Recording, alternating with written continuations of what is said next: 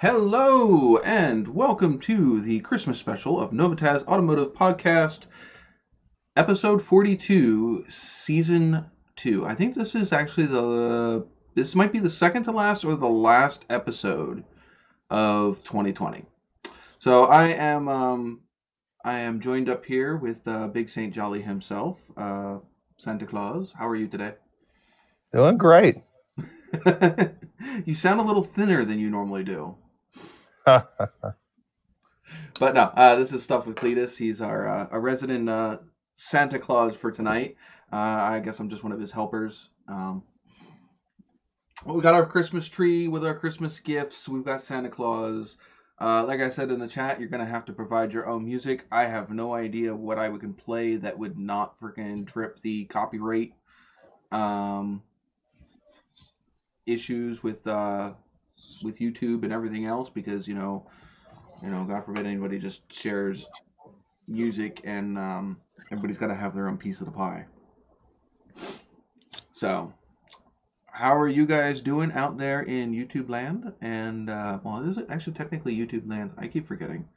But anyway, out there in the interwebs, and let's get this party started. We should have Big E. She'll be popping in here at some point. I'm sure Chris will stop by at some point as well. He should be wearing his ugly sweater. I think one of the ghosts of Christmas past is joining Cletus. I heard him just come in through the door. Oh. But anywho, anything interesting in the automotive world that you have seen in the last week? Besides, I think that some people... Actually, I should have watched it. I had planned to watch it, but I saw that Amelia had gotten a Bronco. I didn't see that one. Yeah, so there was a screenshot. One of her thumbnails had a one of Ford's new Broncos next to her, but it could have been photoshopped. I have no idea. I didn't actually watch the episode because I was busy watching a bunch of other stuff. Sure. Well, I've seen Junkyard Digs. They had, speaking of Broncos anyway, they had a 70 or 69, something like that, Bronco that they are working on, trying to get it back to going. I did see that one. Wasn't it like white? Yep. Yeah, I did see that one. And then Coastal Auto Reactions, they were just trying to blow an engine up. So yeah, I saw that. It was a Jeep. It's that live. That was pretty cool. Yeah, I didn't have time to sit down and watch that. I saw you share it to me. I didn't get the same chance to watch it because I was doing dad things. So I didn't get to sit down and watch that. I was also doing research on these Holley EFIs and the what do they call that? They're Hyperspark ignition systems. Apparently, I need to get an ignition box and a coil to go with that distributor. So that's fun. The other thing I learned is, and in fact, actually, LSX Hunter kind of alluded to that last week. The stock Pontiac has a dual plane intake, and apparently these Holley systems don't like to run on a dual plane intake. So what they're advising you do is to cut the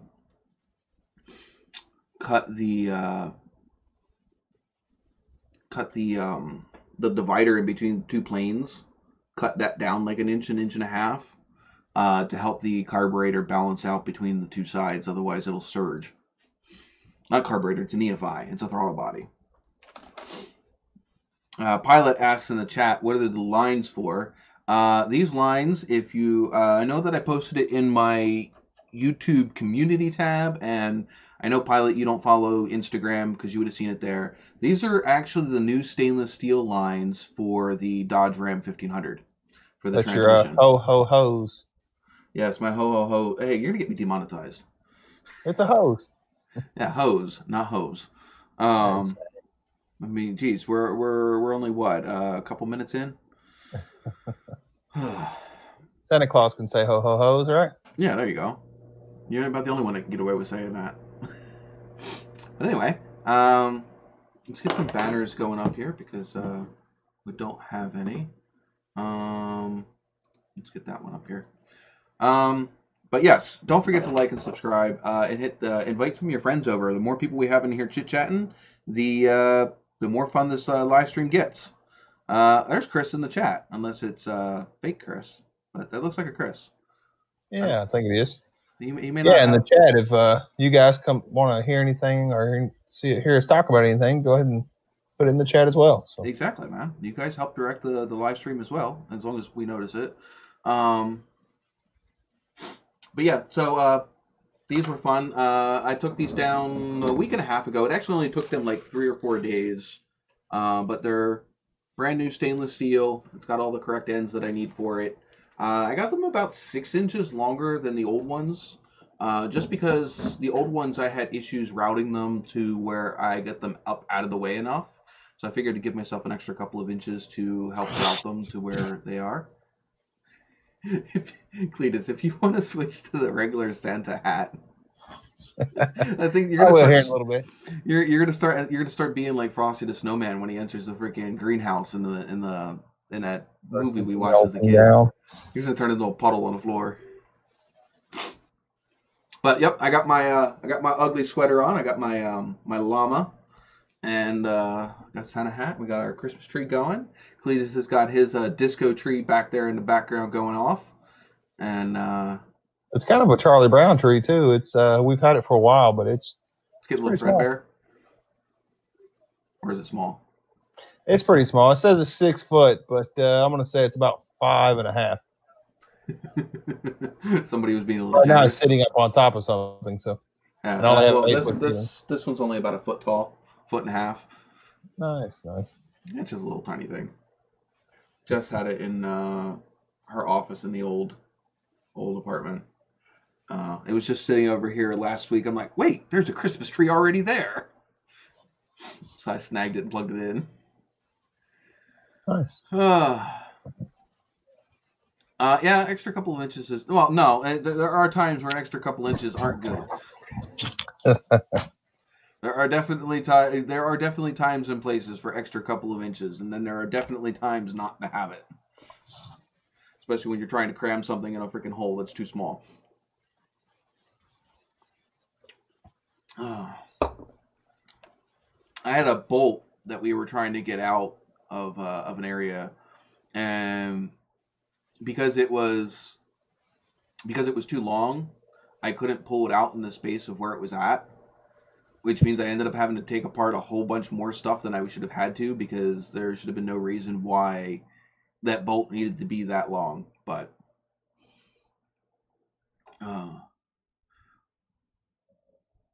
what's up, Coastal Auto Reactions? They have a live stream as well, don't they? Cletus. Yeah, like I said before, I was watching that a little earlier. They were no, I mean, don't they have their own podcast? I'm not sure. I'm actually a recent subscriber to them. I've been following them. I'm pretty sure that I have seen them pop up that they have the actually the Car Guys show. I think, unless it's somebody else, that I saw it pop up on my YouTube. I watched a little bit of it. I actually seen him on Old Car Guy. There you go. There it is. His podcast, and started following him then. So yeah. not even a week. Their podcast, they said, is on Saturdays at 5 p.m. Is that Eastern, Western, East Coast, West Coast? What time zone is that at 5? From the accent, I'd say they're in Canada, so I would assume they were East Coast, but who knows? I mean, Canada's just as wide, just as thick as the United States. Oh, for sure. I think most population's on the east side, though. Oh, I don't know that much. Streamlabs is definitely spamming my merch. By the way, if you do want any of my merch, I do have quite a bit of merch. You can check it out on that link above you at teespring.com, stores/NOVAtazz. Oh, 5 p.m. Pacific time. See, I told you got to be careful with that. Because at 5 p.m. Pacific time, that's like 8 or 9 o'clock here. Depending on my maths that aren't working right now. Yeah, that should be 8 o'clock there, right? It's either 8 or 9. I forget how many time zones there are technically between here and there. I didn't even know they had a podcast. Like I said, I'm a brand new follower of them. But I was watching their live earlier where they had a Jeep, and like he said, it's surprise live. So they had a Jeep. They ran it with no oil pan. And straight. If it was a straight six, he might have been there a while. Yeah. Well, you'd have to go over and watch it. I'm not going to ruin it for everybody, but I'll watch it. I assumed it would last longer than I thought it would, but it probably wouldn't have done anything catastrophic. It probably would have just heat seized, and then as soon as it cools down, it'll freaking fire right back up again. Well, you'll see. They said they're going to try it, so I'm going to assume, and this is my guess. I haven't seen their live stream yet, so this is my guess, unsight unseen, just my automotive knowledge, that it only heat seized, and probably they didn't have it singing fast enough for it to do any. I wouldn't say not long-term damage because it is going to be long-term damage, but well, it already had some pretty good noise anyway. And probably piston. Yeah, it was. Yeah, he said it's already missing a piston skirt. So. All right. Well, maybe it did a little more damage than I thought it did. But they're going to try to start it back up. They said, after it cools down and everything. So. There you go. Pilot's got his Christmas music. Like I said, got to supply your own Christmas music. I'm sorry, YouTube is cracking down. And actually, there was I saw somewhere that there's legislation that's being passed that even accidental copyrighted music ending up on the internet, like say you in the background of whatever you're filming for your family or anything else, that they potentially could you could get jail time for it. Which I think is absolutely. If you're trying to make money on it, you're saying? What? Yeah, not even if you're trying to make money on it, which I feel is absolutely ridiculous. Well, TikTok, that's nothing but music. But I guess they get. I have no idea. Paid. I don't know how that works, but well, they get endorsements. You don't get paid directly through TikTok, but just like anything, any other social influence, you can make deals. And obviously, if you're big enough, you can promote your own merch. I follow a few people that have their own merch lines based off of their TikTok. Because if you follow some of the really good TikTokers, they have their own like characters that they dress up as or whatever. They're not just somebody lip syncing. So you end up having it's like storylines and all kinds of weird stuff when you really get into it. But yeah, I follow a lot of cosplayers, so.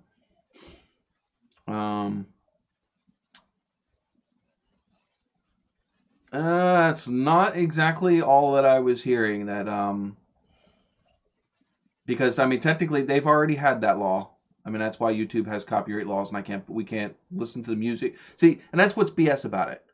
I can't be filming in my garage, doing stuff, and be listening to music in the background because, God forbid, a snippet of it ends up in my footage, and then I can't use that part of my footage because. For whatever, and then I'm having to do a voiceover and stupid stuff. I'm sorry, but I think that unless you're intentionally putting the music in your video, like you are literally selecting the track and putting it in your music in your video, then I think that I don't think it should be penalized. You know what I mean? Well, you could mute your video and then do a voiceover, but. Oh, that's what I just said. If I accidentally have it in the background, then I gotta mute my video.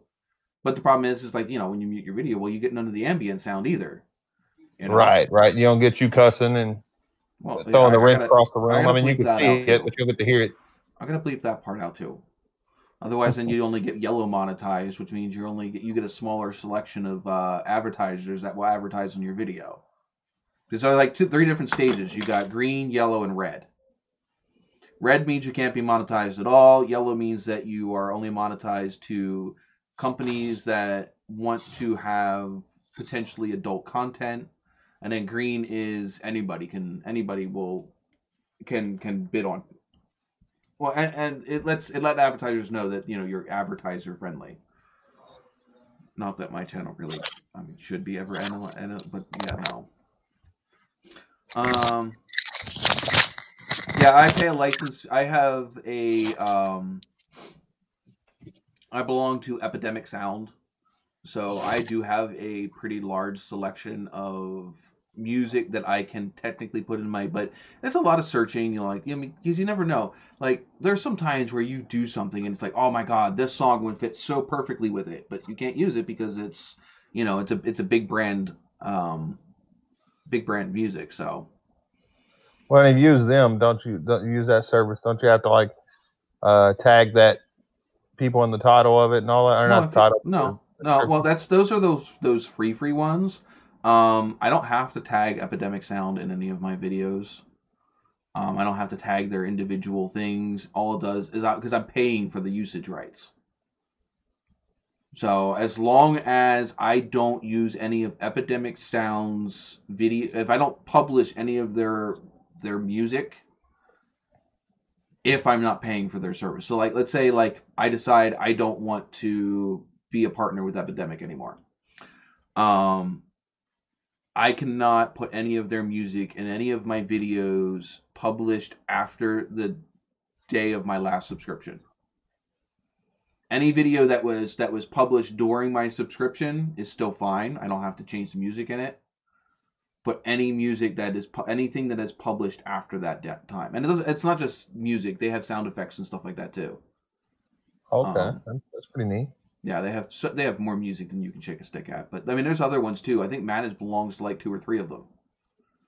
And they don't all have the same stuff. So, well, on Thursday they were on old car guy and straight six fan. They said they were going to do some merch drawings and stuff like that. Are you going to send some stuff into them? I was thinking about sending. I have a bunch of old stickers. I got to find them. I'm not quite positive where they are, but I have a bunch of my older stickers, which were just a big black square with the NOVAtazz and then the 2 cars on it with all my social media links. I think we were talking, me and you, the other day about possibly seeing if I can get some stickers made through you to hand out or whatever. Yeah. I mean, I have there's some really nice ones up on Teespring. Mm-hmm. But they're a couple bucks a sticker. And so for me to order a bunch of them through Teespring isn't economic. A sticker or 2 for somebody to order, sure. Yeah. But for me to order them in bulk through them isn't whatever. And they're die cut vinyl, so they're really nice stickers. Yeah. I've given a few of them away on my channel. Ones I was telling you about, we're going to test them. I know they're waterproof and they're die cut and all that, but I don't think they are UV protected. Yeah, fade protective, because if you put them in a car window or anything like that, then I know that anything that's red or yellow will tend to fade out of them.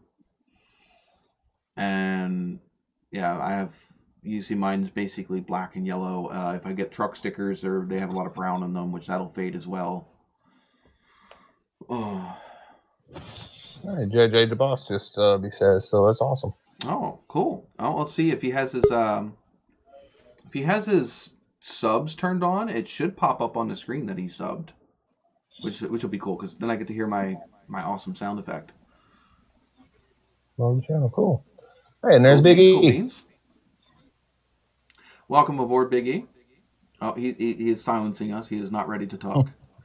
No mic. Hey, you got a mime. He's miming us now. There you go. Big E needs a Santa hat. I should have mailed him one. He needs a Santa head. What would you like me to do? Drive to the store? Sure. Your truck's working now, right? Truck's working now, right? Man, I just got home. I ain't going back out for a Santa hat. You guys got to have a pretty big snowstorm up there, right? Yeah. I had snow was up above my knees here in PA. Wait, you seen my last video? It's what, 72 degrees? Yeah, fuck you. Bleep. Hey, it was actually like 47 today. It's cold. Oh, my back is still killing me because I had to shovel out 2 car spots on a public road, plus all the sidewalks out of my house. Plus, then I have to also shovel the sidewalks at the group home that I manage, because they shoveled the best that they could, but they're not. It's a bunch, some little women, they did the best they could. I'm hearing an echo. Yeah, I am too. Is it Big E? Shouldn't be. I would assume. God fucking damn it. All right. I don't know why it's always freaking me. I don't know. It's not always you, because sometimes it's Cletus. Oh yeah, no, it's usually mine's the background noise. Snowblowers are expensive. I mean, I'm not the one driving around in a caddy, but you know, I think. Hey, I tell you what, I'll buy a snowblower. You give me your car. No, which car are you talking about? Because I've got 3 cars, and no, I'm not giving up any of them. Okay, well, did it matter which one I was talking about then? Maybe the truck, but I kind of need the truck. No, what about one of those cars I don't need on the another shelf truck behind you? I don't need one either. Here's a Jeff Gordon one. You can have that one. You know, that's got all the. It's just all the stickers of himself on there. Yeah, this is just. I think this is just a. Yeah, it's just an action performance one. I mean, they're not cheap. They're not the ones you find at the Walmart, but they're not they're not the nice ones I used to have. Oh, those ones were expensive. You get them off of QVC, they were like one of 1,200. Freaking. Yeah, I'm sorry to answer the question in chat. Yeah, I've seen the car guys.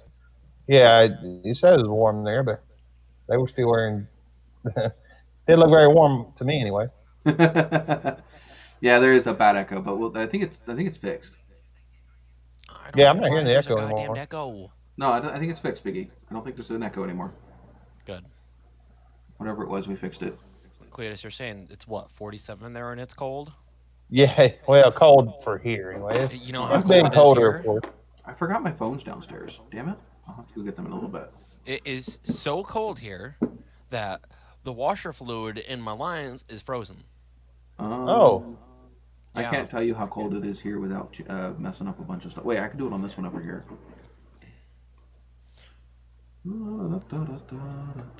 I guess that's my own fault, though, because I was like, oh, it's going to snow soon. I know.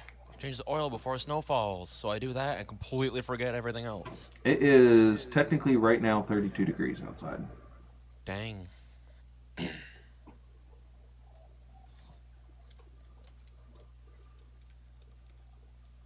Yep, 32. 11C, whatever that is in Fahrenheit. I have no idea. I don't do Canadian. 29 here. I say Canadian. I'll do the rest of the world. I only do American.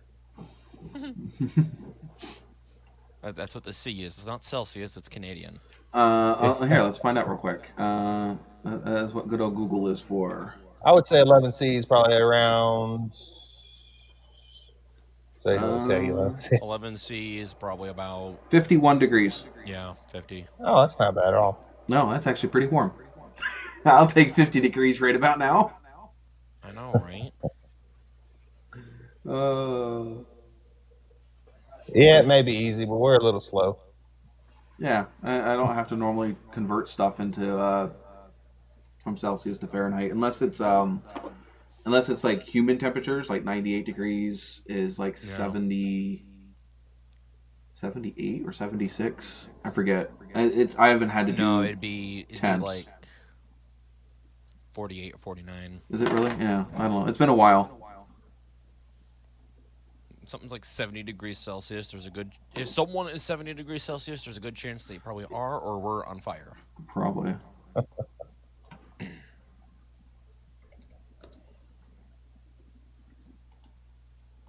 Well, here, hold on. Let's see, 98 would be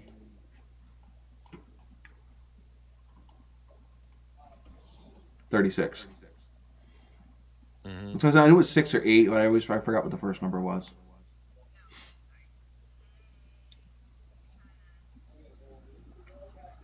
So you got to do 98 minus 32 times 5 divided by 9. Yeah. So you were saying earlier, if people don't have their subscriptions turned on, I guess I won't be able to, when I do my drawing, whenever I do hit the 500 soon, and I do my drawing, I won't be able to see some of them if they have their subscriptions. If they don't have their subscriptions turned on, YouTube will not recognize them. Oh. So like if you notice he subscribed to my channel, if he subscribed to my channel, there would have been the StreamYard would have picked it up and it would have done one of these. I can actually do it. I can force it to do it. Yeah. Subscriber, here we go. It would do this. Yeah, when I've gone from the chat, Cardias, they did sound American. They are Canadian. But when I heard the accents, I thought they were like North Dakota or something like that.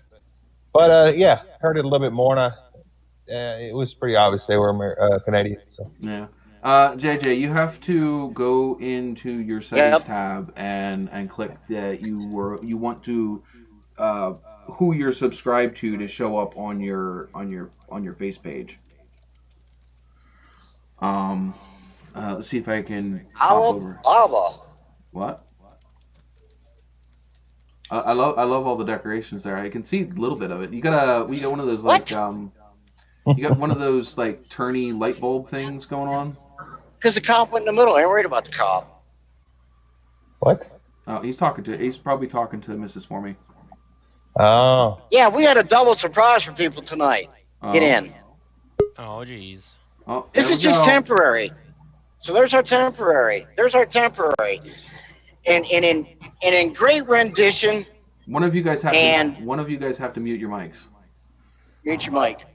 Because we're getting it in stereo. Not good stereo. So in honor of great people, a great show, and one of our esteemed, fearless, in concerto, Corvette loving, Cadillac running heroes. Pilot, this holiday is for you. Miss Formie, hit the maestro back there. Welcome to the ice house. Welcome to the ice house. There you go, great. Pilot. There you go. The ice house. It's not as much blue as I wanted. I wanted blue icicles, and they got blue tips and a bunch of clear lights. So yeah, that's okay. You've been lucky you freaking found any freaking lights, because I had to order my lights online, and I know there's an echo, but it's probably because of the setup that Miss Formie grab our cookies, and then you can come up. I'm trying to find out where. Yeah, they're in the bottom of the microwave, but watch when you pull it because the lid's loose. Where is the settings for the channel?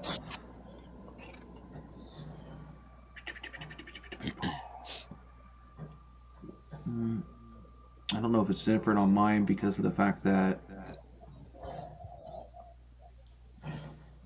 I have an actual whatever. Okay, never mind. Basic info, links, banner, contact info, branding, layout. Where the hell is it? I haven't had to do this in so long. Do you guys know where you set your settings to allow your subscribers to be seen? Who you're subscribed to? No. Sure, you can Google it to find it, but I haven't done. I've been on YouTube since like 2012.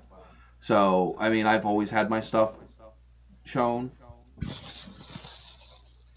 So for me to find it now is not super easy.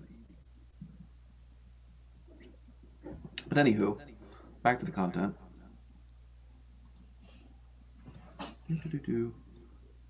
I think you might have us beat there, Chris. You definitely have a hell of a lot more going on Christmassy light-wise. And well, I have to keep mine lit because of, having face cam and all that. This tree's a lot brighter when the lights are off. Obviously. No. They're definitely click on that bell for notifications and make sure you have all notifications clicked. Otherwise, YouTube tends to not send them all to you. But no, there's a setting in your there's a setting in your settings that you can click to have the channels that you're subscribed to visible. But I just don't know how to get to it just a second. Ooh, did somebody? Oh, Cletus did. Speaking of, everybody get... I think I wasted my voice because I had it they muted for a minute. Oh, okay. There's more white in it. I thought they were all blue icicle lights, but it didn't work. And then they drowned this little thing out. I thought this little thing was neat. Oh, well, that was cool when you first started. Yeah, the little projection. Yeah, that thing. But yeah, it's a shadow projector, and I mean it looks really neat on the ceiling and everywhere else. But sitting on the floor, see the color change. The ones in the back the ones in the back light, they drown it out. So I don't know how this is gonna work. I mean, I can't get the right angle if it would even blow on our faces sitting it on the dash because it doesn't. Yeah, it doesn't show them off in that direction. So yeah, we got maybe that'll work. We got 6. I don't know if that'll work either. What? Mrs. Formy's Mrs. Formy's one is frozen. But anywho, yeah, she's moving. She may have done some other thing. Yeah. Well, I want to wish everybody in here a happy holidays, whichever holiday it is that you celebrate. Or you have to log back in. Oh, get yourself situated, then you can do it. Now we can get the cord untangled and I got my Christmas get your charger plugged in to tree. keep your battery charged. I think the first game I want to play. All right. What is? Because it's all tangled and wrapped around there, so you have to. She having difficulties there, Miss Formy. Chris. Okay, are we working there or are we muted? You're not muted. You're working. All right. Well, not so much difficulty. I mean, this was like a last impromptu moment set up because they basically busted my ass since 4 o'clock Sunday morning before I even loaded my regular trip to come out. Oh, you're lucky because if you would have been up here, you would have been grounded. Oh, trust me, I was.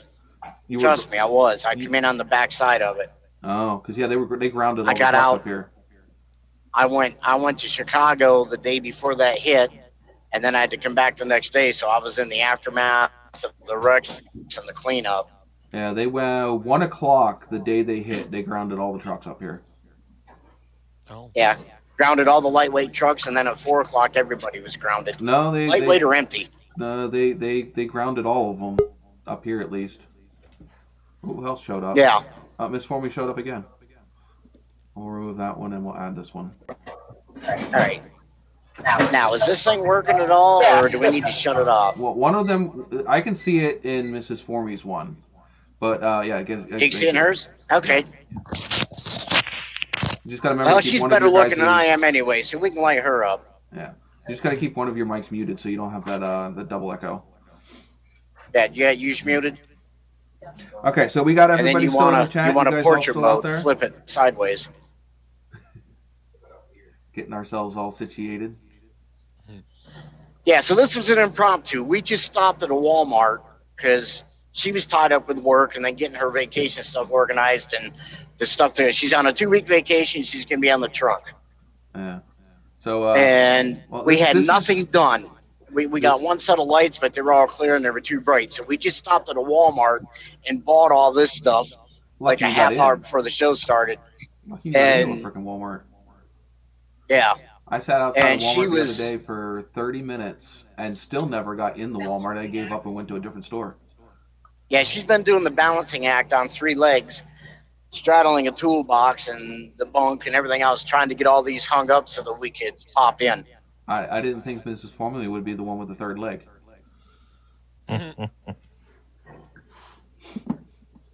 It's going to make for an interesting view, ain't it? Well, at least she's not a cold weather girl, so she's not going to wear a skirt. She can be all bundled up. Right. I'm waiting for the lap blanket to come out.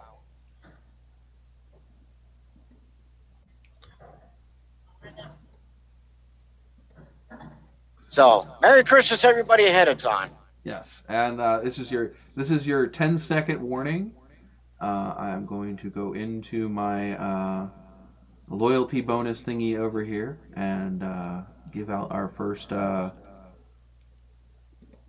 loyalty bonus here as soon as I can get to it. So whoever gets there before I hit the button. All right, add points to all users. We'll go with a whole Let's see. 25 days of points, Christmas. We'll go with 2,500 points. Oh. There we go. So, top 3 car guy related Christmas gifts on your wish list this year. What'd you hit Chad in? Huh? Oh, where'd Miss Formie disappeared again? Yeah, she's playing with her phone. That's okay. She's not used to this. No. Top 3, and you guys in the chat too. Top 3. All you gotta do is hold it like that. Top 3. You don't need to hit chat or just mute your mic.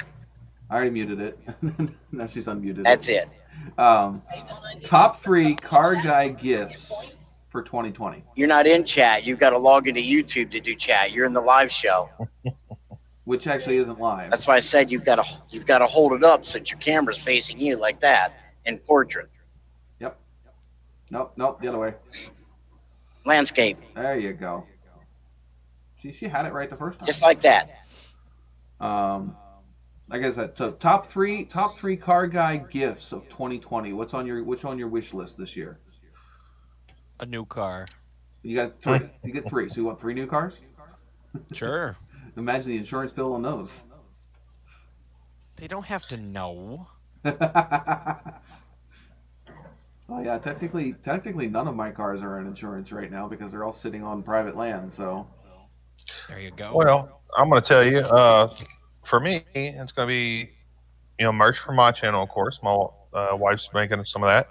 And then we already have merch from your channel. My wife picked me up. And then after that, I guess some car cleaning stuff or some tools, maybe, whatever she feels like getting. There you go. What about you, Biggie? Besides car, it's an unrealistic Christmas gift. With that attitude, maybe. Oh, well, hey. I can't spill those beans. You won't let me spill those beans. What if I was best friends with Bill Gates and he's like, you know what, man? For Christmas this year, I'm getting you 3 Ferraris. So my buddy Big E. Only 3 of those. Yeah. I need. Do you happen to have anything spare to to swing my way? I could use some things. So for real, Biggie, top 3 car guy gifts, and it doesn't have to be car parts or anything like that. Just stuff car guys would be into. Gifts of 2020. I don't know.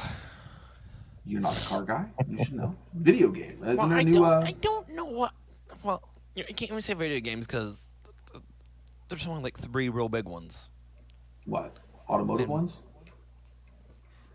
You don't have that new. You don't have that new rally one. What? 8 months for the next Forza game? Yeah, but you don't have. Well, you can get that new SnowRunner, or get the SnowRunner, which you guys already have, and then get some add-ons. Add-ons are free. Oh, not the DLC. Well, most of us already have the. We have the season pass, so yeah, so we already get them. Not free. Right, but we've already paid for those. Yeah, but then we didn't get. Pilot wants some WeatherTech formats. You got 2 more to go. What else do you want, Pilot? I what already else do you have want some of those. You do? Well, good for you. Yeah. Keep them floors clean. You need some rust proofing. Yeah, I'm just gonna rhino line the bottom of mine. I just need to rhino line the whole goddamn thing at this point. It probably hold Windows it together and better all. than the metal. The metal's still there. I think the only reason that it's rusting is because it was rear-ended before and not fixed properly. Probably. That could do You it. could definitely tell like where the paint's still like factory shiny, and then it's just kind of got like not like matte, but like satin. Is that the word I'm looking for? Yeah, they shouldn't use good paint. It's not shiny, but it's not like matte either. They Clear don't use coated, good quality paint. hazed. Yeah, that's what you get when you keep paint. It doesn't last very long in the UV. That's what you get when you go to a freaking Mako. Car It's a dealership. thought. Freaking Spray paint. What was that, Chris? I just had an odd thought. Is it live stream appropriate? Yes. not. Okay, what's up? No, most definitely. Well, we got this rotating shadow projector on the dash, right? Yes, we Yeah, can you're see not it in its formies. That is changing from red to blue to green. So I wonder how many these morons in cars out in front of me are going to go blowing by me and then nail the brakes because it's sitting up there in the windshield thinking that the cop light just come on and scared the shit out of I'm worried about you getting pulled over because somebody's a cop thinking that you're imitating a cop. Unlikely. Well, there is that consideration too. Well, I know where I live. It might actually be better if you put it on the floor in the back or something to where it's not up on the dash. Yeah. We have state police and then we have highway patrol. And the highway patrol, they mostly do commercial vehicles and stuff like that. So they actually have semi-trucks with the lights on them. Oh, wow. Oh. They'll pull you over with a semi-truck, huh? Yep. That is. I've never seen that. Sneaky. Yeah, I've never seen that before. But like I said, they mostly only pull over semis and commercial trucks. So. Yeah, I don't know. I thought they would just use an SUV to do that. They do that too. I don't know how many semis they have, but I seen it the other day. I thought it was pretty different. 30 SOBs. All right, so Chris, what's on your Santa wish list for car guys? Top 3.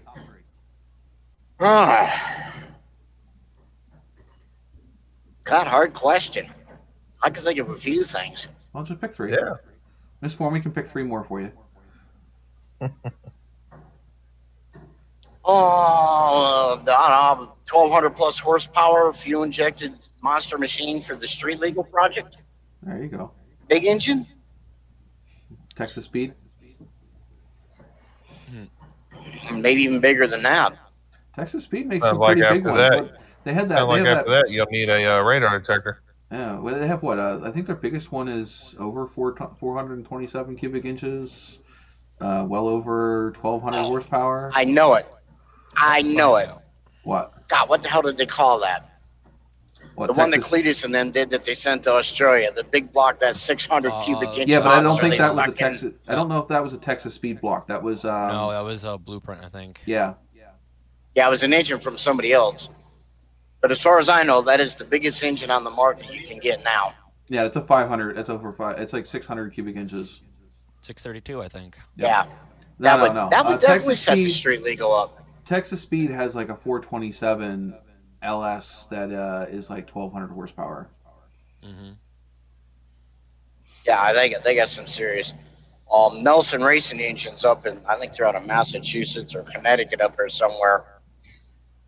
They got a nice one too. Puts out some big power. I like my Butler performance. I know they are responsible for the engine that, if you remember a few weeks ago, Big E was talking about the Tuatara that set the land speed record that's built up in Washington. Nelson Racing Engines is the one that built the engine for the Tuatara. There was a collaboration between those two companies. I'm going to take a second and welcome Matt to the live stream. I was kind of hoping he'd be up here in his Christmas attire, but like he said, he just got done shoveling a bunch of snow because, snow sucks up here. And probably like me, he says his back is freaking killing him. So yeah, I know exactly how you feeling. We were definitely hitting those freaking lidocaine, freaking stick on your back patches, and freaking ibuprofen, and there's a lot of freaking snow. Pilot keeps saying supply a snowblower. Well, there's another thing with snowblowers. You have to have somewhere to store it for the freaking. They're getting their big toolbox. 10 months out of the year that you're not using it. Though, Pilot You're gonna have to look at the camera when you talk to him, though. Well, we can hear her through. We should be able to hear her through your mic. Can you hear her? Well, let's hear her talk. I have been. We can barely. No, we can't really hear you too well. Yeah, turn it up. All right, my Christmas wish list. Car parts. To what? You got to be specific here. Car parts to what? You're gonna have to do yours. Car parts. Time to work on cars and more car parts. I like your list, but I was hoping you'd be a little more specific. I mean, is there specific car parts you want, or? There's too many to buy. Yeah, don't I know that? I just found out I got to buy more car Let's parts. see. I know what she's thinking about. Let's see. The seat mechanism for my Grand Prix. There you go. A fuel injection for the convertible. paint job on the convertible. You paying attention, Chris?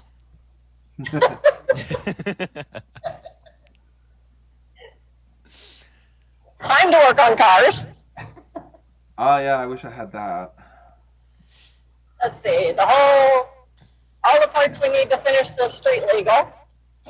Chris has already got the engine taken care of, so on the wish list. Maybe. Maybe. So I'll take all the rest of the parts for it. All right, there you go. Oh. I mean, which engine to use? I've got 2 separate 350 blocks that are bored and built. Need to go To figure be it out built at into 350. something. I've got the 455 big block from the Oldsmobile. There you go. I've got a 427 out of a 66 vet. Thank you, Matt. Thank you, and happy holidays to you as well. Yeah, it's just like, what engine do I use? With all the race car stuff I got? You sell all of those, and you go get yourself a Texas Speed or another, brand new blueprinted engine. Well, I'll tell you what. I know where there's an absolutely outstanding, beautifully running 400. No. What? No. What do you mean no? What do you mean no? Princess. Why can't I have Princess? She wants built meaner. Somebody's getting in trouble. Uh-huh. I keep telling her her car it needs a meaner personality for what it is. She won't let me take the 400 out of it. Well, no, I wouldn't either. Not unless you're going to drop in a freaking Butler Performance 462 stroker. Uh-huh. That would work. Glenn Williams built Pontiac. Huh? I didn't hear what you said. I heard Pontiac.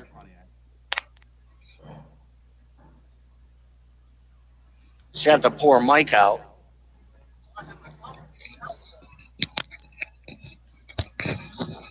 All right, see you later, Matt. You have a good weekend. Have a happy holiday. But if she said that she would want a built Pontiac, that's what a Butler Performance is. Who? Butler Performance.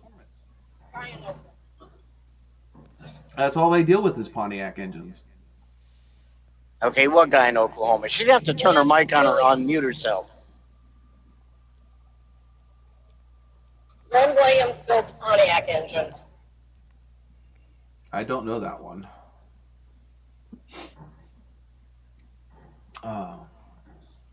But yeah, A new Google thing. Well, I'll have to Google it. I mean, I've always gotten with Butler Performance because that's who I've known. So They're overpriced. it depends on if you have them build it or build it yourself. I mean, Yeah, if you haven't built it, they're gonna get you for labor and time. And I mean, I think they're one of the few that have a good aluminum head for a Pontiac engine. They flow like a new Now, engine. what about Johnson's engines? They're out of Ohio. I haven't heard of them either. well, yeah, it's Ohio. You haven't heard of him with all the posts he makes and all the barber groups on Facebook? No. Who are the? I haven't been following on Facebook that much. Facebook's got too much drama. And it is getting the a other little thing bit is better. I really haven't been following a lot of the Trans Am groups or even my Nova group because I'm not doing anything with my cars right now. So it's why? Just to stare at other people's cars and projects that are getting done. It kind of just it just sucks.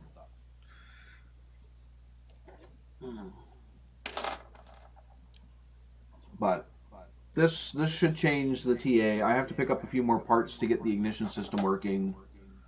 Found out I have to get an ignition driving box. it for a while anyway. Huh? Not like you're gonna be driving it for a while anyway. I'd like to get it running. Good point. Good point. And most, that's the cool thing about winter. Most people end up working on their cars in the winter because that way,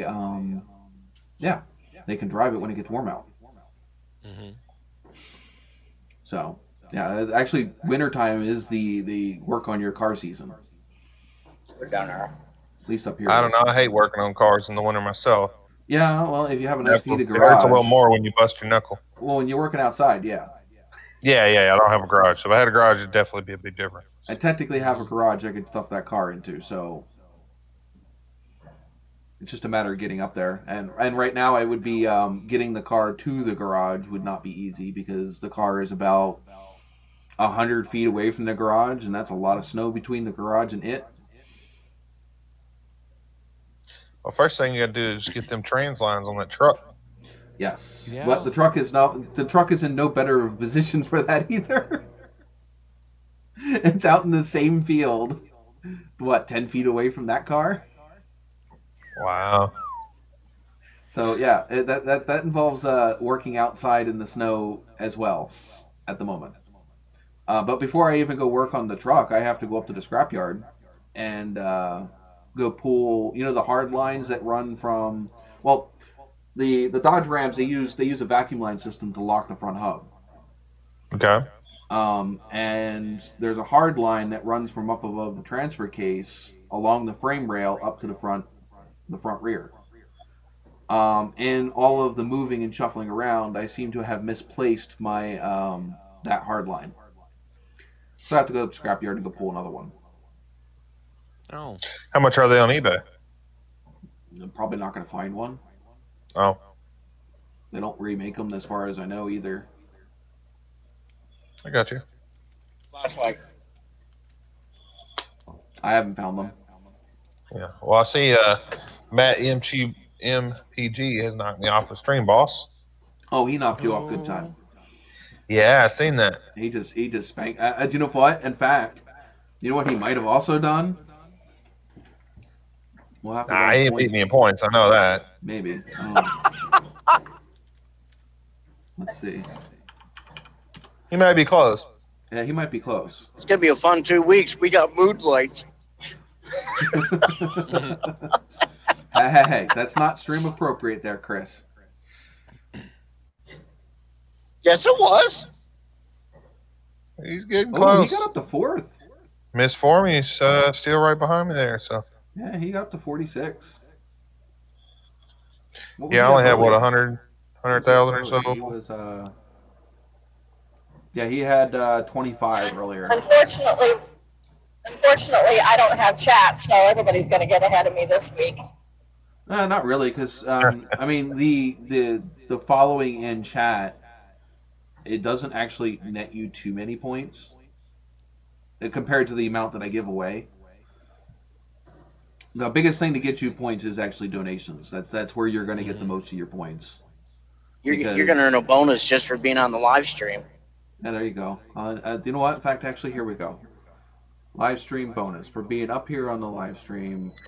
Oh boy! Knowing you're not always comfortable with that. So let's see. How many points do I need to pass Cletus there? You need. Oh, wow, that's a lot. 60,000. Only 60,000. Well, I'll still get them. I'm on live stream. But did everybody see my burnout epic video in the your epic fail? PSO? Your epic fail?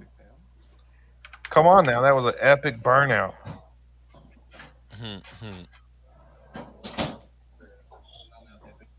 There we go. Oh well, now that wasn't fair. What's with the hip it? Oh, thank you, Pilot. Thank you, Cletus. I didn't even have time for them to pop up on the freaking screen. No, they're just going Dang, up right in center. Oh, yeah. Dang, already. That's So as hilarious. soon as I get up there, there it is. Keep going. Come on. Yeah, Bring it's in your gonna pop auctioneer right voice, back Sean. Let's run this up. Come Oh, on. Let me get a 30. Get 30. You're better at that, Chris, than I am. Well, the thing is if somebody wants to pop up the here, let me do it again. And what sucks is, and you'll see it here in a hot second. Well, it still says I'm stream boss right this second, but I know that Pilot's should about to change. knock me off there. Yeah, it should change. It will. Unless it was too close back to back. Oh, that'd be nice. But if you look at the point standings and happen to look at the numbers, and if Cletus remembers where he was before he put in the super chat. Yes, I do. I was pretty much where Miss Formie is now. You were just under where Miss Formie was now. I had bumped her up to be just above you, and then you put in the super chat, and I'm like, God damn it! Foiled Hey, again. Pilot's number 4 now. Yeah, Pilot got himself back up there. Pilot's sitting at 64,000. 64,000. Pilot is at, Matt is at 46. Miss Formie is at 142, and Stuff with Cletus is at 161. I had to put my epic fail sticker on there showing my burnout for the Kia. Yeah. I don't know why Pilot. I guess unless Pilot's went through like right before yours, because he should have beat you out on the stream boss. Well, even if it did, he put more, so it should beat it. For stream Well, that's not how it goes. I mean, it only takes like a couple bucks to kick you off. I think it's like $3 or $4, depending on whether you donate through PayPal or YouTube. Mm-hmm. So anything over $3 or $4 will wipe it out. Because I don't have it set like I can set it to where it's progressive, to where you have to top the last person's points. Sure. You know what I mean? But I don't have it set that way. I have it set at a fixed amount, which at this point is 1,000. I think it's 1,000 points. Yeah, 1,000 points. So anything that gets you 1,000 loyalty points will kick off the stream boss. So, like I think a subscriber subscribing is one way point, over there, where a donation is a lot more. Mm-hmm. I kind of think that kind of annoying because it should. I guess it was just because you guys both put them in at almost the exact same time. Holy crap! Yeah, no. Somehow they should count themselves lucky. What's up, Chris? This is the first time I say y'all should count yourselves lucky. Why? Privileged, royalty even. Why? What's up? This is the first time me and Miss Formie put Christmas lights up in the last 5 years, maybe 6. Well, I'll be. Wait. We gotta get this right. We always go to Texas. Yeah, we always go to Texas with her family, so we don't do any decorating around the house or lights or nothing. You could always decorate the inside of the car on the way due to the COVID and everything. That's Now, does Miss Formie have to quarantine because you guys are crossing state lines? I don't know how that works for truckers.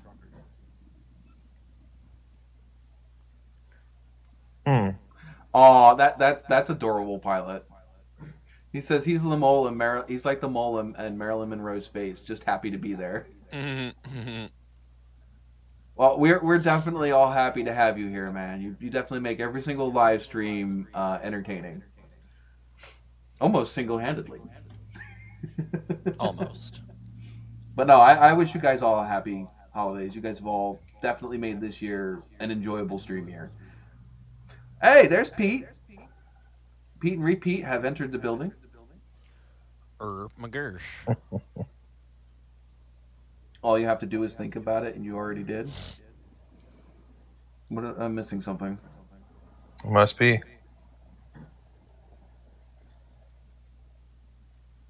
Oh, Miss Formie poofed. Uh-oh. Oh, we lost the She lights. pushed the wrong button. We lost the lights. Or she lost service. Mole Man the mole, huh? I think anybody would like to be the mole on frickin' Marilyn Monroe's face. Well, not now, because I'm sure that to be a really crappy place to be right about now. Oh yeah, probably. Yeah, I'd say so. So let's see. Let's think of another.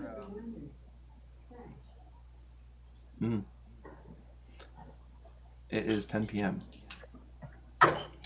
Yeah. And Alexa is reminding me about the garbage. Imagine all these people coming eastbound are getting all freaked out looking at the lights flashing in here too.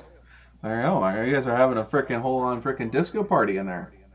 I'm telling you. Disco, it's techno. Come on now. Techno. You know he don't like disco. That's right. This is wrong. Well, no, for his generation, it'd still be disco. Yeah. No.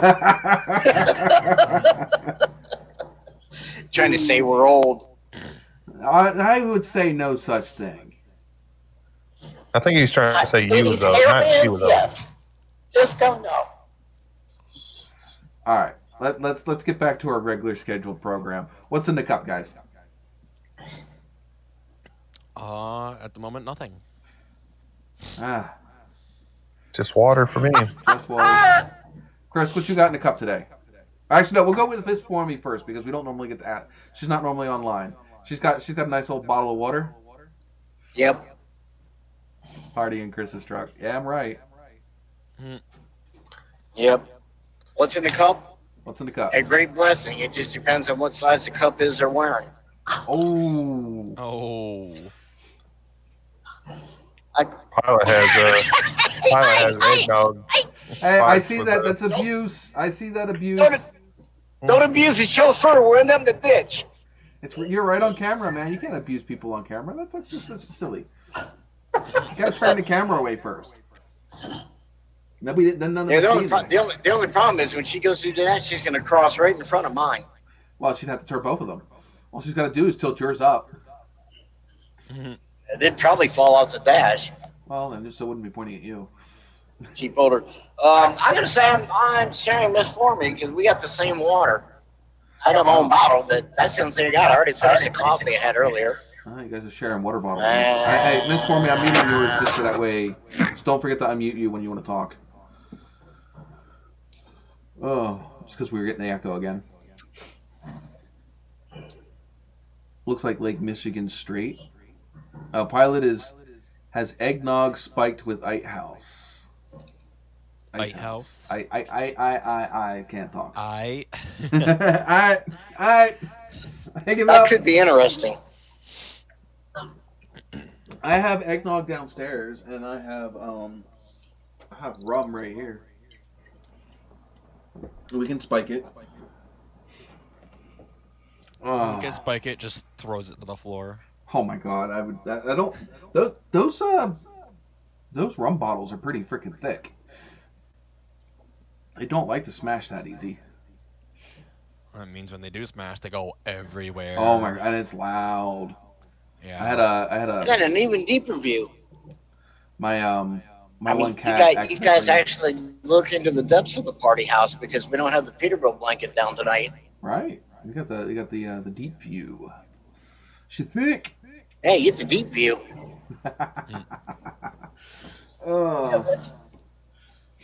It really sucks not having Christmas music playing because that's what this thing needs. It needs Christmas music. But I don't. Like I said earlier, I don't know what music would be safe to play. I would say probably anything old, as long as it's not like redone by a newer.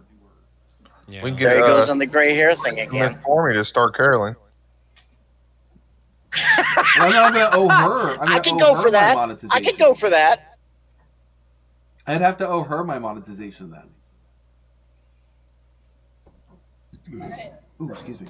She'll flat out tell you guys that she's not going to Christmas carol with me joining in because I changed the lyrics to all the songs and they're just not repeatable. I had a client at my old work that they used to do. I don't understand. Yeah, they used to do church up on the units at my old work, and on the Jerry unit there was this lady that used to be like a lady of the night, and she would yell all of this obscene crap when they were trying to do church. It was absolutely hilarious.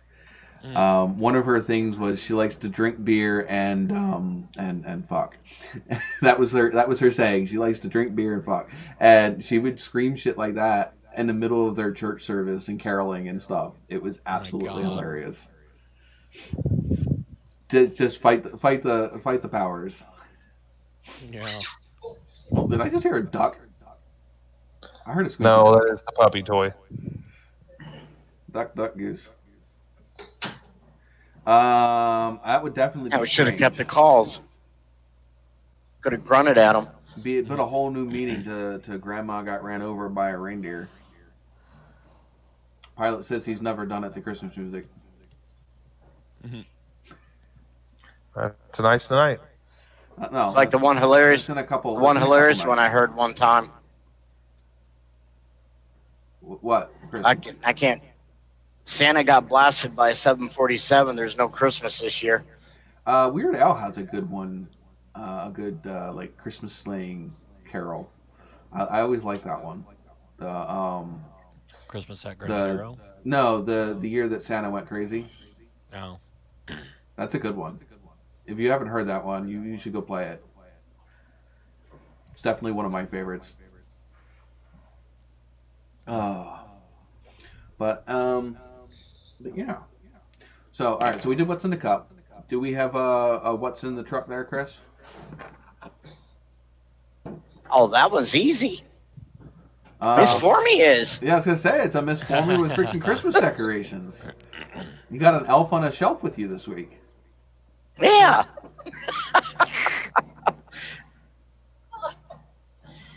I can't wait to learn some elf tricks. Come on. Hey, I heard them elves. Those elves are naughty. So I've heard, right? They'd be naughty. I'll tell you what. That does raise my curiosity. Wondering what kind of wardrobe malfunctions or presentations maybe in the next 2 weeks.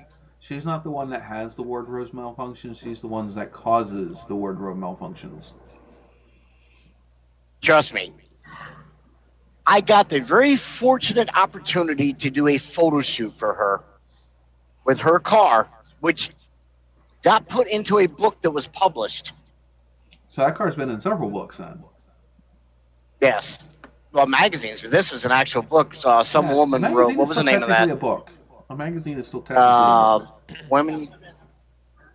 Yeah, it was something about, it was wrote about women and their muscle cars is what the book was.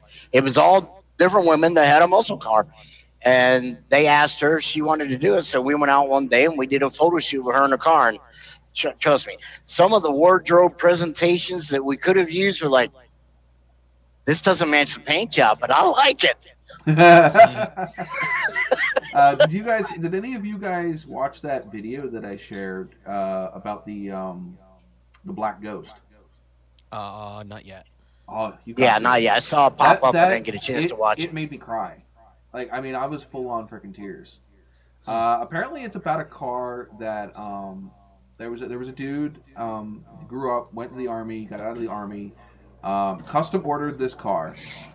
The Chrysler actually got it wrong. So there are some options on this car that are very unique to that car only. Which makes it almost, I think if it's not a one of one, it's damn near close to a one of one. But this guy raced this car off and on. He would race a night or two, and then the car would disappear for months. And then he would come out and kick everybody's butt again and then disappear. And then the car disappeared completely. And several years later, this car, it was like he tried to get the car started again or whatever and was looking for specific parts, and somebody else figured out what car it was and whatever. This car has a big-ass history. Well, the dude ended up passing away. Gave it to his son, who had no idea what this car was other than it was very special to his dad, and it was always tucked away in the garage in the corner. And in his son trying to get the car back on the road, because he was told he wasn't allowed to get rid of it or anything like that, so he tried to get it back on the road. In trying to get this car back on the road, the car basically, I'm getting chills right now just talking about it. Basically, all of the people that knew this car from back in the day started catching wind of this car and started telling the son all of the things that this car was famous for. All of the the stories from back in the day surrounding this car. And the son had no idea how important and how rare and why this car was something special until then. Because his dad was a cop. He was a good guy. He was he didn't do things like race on the streets and and that's why this car would win a couple races and then disappear. because obviously, it attracts too much attention, and then the wrong people find out. And if you're a cop racing on the streets, yeah, that kind of paints a bad image for yourself. Exactly. I mean, there's worse things that cops have done, but yeah, I mean, he'd be like. But the dude also wasn't one of those ones that would pull a bunch of people over for stupid stuff. He would pull people over for doing 10, 20, 30 miles an hour over, not not like 5 or 10, but decent, like not safe. He would pull over people for doing stuff that you should not be doing. Yes, exactly. Not you're just trying to get a little faster to work today. But yeah. The story definitely is it's like that one story where the dad had the Impala and gave it up when he ended up having kids or whatever. He gave it up, and then the son, when the son grew up, went and found the car, like his actual matching VIN car, and had it restored and gave it back to his parents. I think it was an Impala. Oh my God. But that was another one of those really touching, heartwarming stories. Mm-hmm. But yeah. That would get you. I love those stories where you have kids find their parents' cars gave up because they had a family, or the ones that got left in the backyard because obviously life got in the way, and they fix it up for their parents so that way their parents have it now that they're done raising the family. It is pretty cool. That's a great way for kids to give back to their parents. Yep. Mm-hmm. So as far as what's in the truck finishing, it's the usual run of going west. Clam juice, clam pieces, deli meats, lamb. Gotta have that lamb with jelly. One oddball that we have would be Miss For Me. Oh yeah, we got Miss For Me, but we have, I can't remember the name, Trade Foods or something. It's basically boxes and plastic containers, and then all the ingredients from this place down by Denver that they make those little Oriental, like frozen foods, Chinese food that you can get. You throw them in the microwave and heat them up quick, like single serving meals. Yeah. The add water ones, or the ones that already are. No, it's all the ingredients to make the meals and the containers that they put them in. Oh wow! We take them to a company down here in Denver that actually, they cook the food and put all the food together, and then they put them in the containers and pack them and freeze them to go back out. Oh wow! That's just everything at once. Yeah. Which it was. I remember it because I went in there one time, made my delivery, pulled out, was doing my log, getting ready to leave, and they come out and knocked on the door, and they're just in this big hissy panic mode. I'm like, what's the problem? Yeah, paperwork no match. Paperwork no match. And what do you mean? So I go back inside. Well, here, when they loaded at our dock, somebody got the paper because there was two of us going to the same place, one day apart, and they got our paperwork mixed. I had all the dry containers and the boxes for the packaging, but I had the paperwork for the frozen food that was coming out on the truck the next day. Oh, so you had to be like, no, it's on the next truck. Yeah, so they were in panic about it. It was not no big deal. He'll be here tomorrow. We got to have right paperwork, right pay. So I had to have them fax the paperwork out there for the right bill in order to get it signed. It's like, well, here, you must have listen back and keep it till he gets here, and then you can give it to him. Yeah, I got a lot of stuff I'm waiting on to show up because of all this freaking stuff. I mean, it like you go shopping and it's like, oh, we'll be delivered by Christmas, and then like you go click on it and it's like you just sit there and watch it, not shipped, not shipped, not shipped, not shipped, and you pay for like just 2-day shipping or whatever, expedited shipping, and you just sit there watch it not shipped. It gets closer and closer to Christmas, and you're just like, why did I pay for extra shipping? I know, right?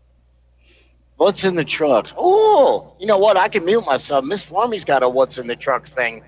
Oh. Take it away, dear. Explain your Best Buy experience. What has Miss Formy got in the truck? Something from Best Buy, apparently. Did a bunch of Googling, figuring out what we wanted, and then ordered it to be curbside pickup. And more than an hour after I paid for it online and told them to get it ready, I get there, I get to Lincoln, which is, 45 minutes away, 45 miles. Right. And they still don't have it ready, and they still don't have it ready, and they still don't have it ready. So finally I went inside. They still didn't have it ready. I cornered some guy, and he That's went intimidating. to look at it. Yeah, he went to look at it Lucky unhappily. crap. And then said he bumped me up ahead of a. Oh, I can't unmute it. Hold on. Never mind. I tried to unmute you on so that way it was going off your mic. Go ahead again, Miss Formie. Sorry. How far back? Bumped you up. Yeah, bumped you up. Well, you got a sweet voice, so start from the beginning. Works for me. Mm-hmm.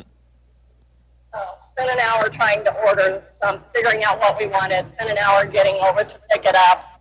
It wasn't ready. It wasn't ready. It wasn't ready. And so went inside. It was supposed to be curbside pickup. Went inside. They still didn't have it ready. Poor guy I cornered. So I told him, I said, look, I need this now. Lucky fellow. I don't have time to wait. So he went in the back and pushed the order up. He came back and told me, and he put my order in ahead of 100 other orders. Wow. Dang. I didn't see 100 people sitting out there in the lot. No, there was 10 in the curbside pickup. Oh. And so finally he brought it out, and then he actually is the one who brought it out to the truck. But it is a brand new microwave, convection, air fryer, and grill, all in one unit. For the truck? Oh, damn. For the truck. Well, there you Nice. go. That's a good Christmas present for you there, Chris. It'll work. You got That's this little lousy ass microwave up here behind my head now that's fell off the top shelf out of at least 2 trucks I've been in and busted the control pad. That whole panel that has the control well, pad you and got to everything find in some it. way to Off to from the strap this one machine, I had down. to gorilla tape it back on. I would find a way to securely mount this one to your truck. Oh, it is. There's a strap up there, but it's the stupid. It's one of those cinch straps. You pull it tight. Yeah, you need to get yourself And an actual it works ratchet loose. straps. Yeah, I don't have to get. I got ratchet straps. Just got to find a way to hook it up. But Mm-hmm. we've been looking at one called a Galans. It's a 900-watt unit. That it's a convection oven, a microwave, and an air fryer all in one. And then she found one that is 1,000 watts. She actually found 2 that are 1,000 watts, but they're bigger. There's like a 1.2 and a 1.6 cubic feet. Yeah, well, there's Or whatever it is. bigger too. So And she was online like all morning waiting for me to get there to pick her up. She found this one. right. It was a 4-in-1 unit. You can actually grill like you're, grilling on a grill. It has all the racks and everything that you set it up inside. So it's My like microwave a charbroiler has or that, a grill. Yeah, my microwave has that heating element in the very top of it that'll actually crisp your food. Mm-hmm. So, yeah, we may be doing what's going on in the truck or a new segment or what's the recipe this week or something. Yeah, Let's cook it in exactly. the truck tonight. Because I got a propane grill, a little one that I can put on in the side box or under the bunk Right. that I've carried. And like I'll get chicken breast and do a bunch of chicken breast or something up, and then Hot titties. have a meal, and then I throw the stuff in the refrigerator and then throw it in the microwave to reheat it and make a meal. And I've got a little freezer so I can keep some frozen vegetables. So you don't have to eat fast food all the time? Oh man, I hate fast food. So do I, but I don't always have a choice. For the most 'cause part. I'm always I mean, if I'm gonna say what is your favorite fast food, I've got a few that I would say I will go after. Wendy's Chili's at the top of the list, I used to make that shit. and then probably the beef and cheddar or the smokehouse brisket from Arby's. Mm-hmm. They Like used to Arby's do a chicken. chicken cordon bleu sandwich, but they don't do that no more. Yeah. Well, you can order it. I mean, it's not. They have all the stuff for it still. Yeah, It's just ham. and then You order chicken, add chicken-wise ham would to it, and probably some be cheese. the naked blackened chicken tenders from Popeyes. Popeyes is so expensive, though. Yeah, but the beauty of my stuff, I get points and everything for buying fuel, plus my fuel program points I get. Yeah, since I've qualified platinum status, so I get a food coupon. Wow. So I can actually get, because there's a lot of Popeyes in the truck stops where I get fuel at, so I can get Popeyes for free.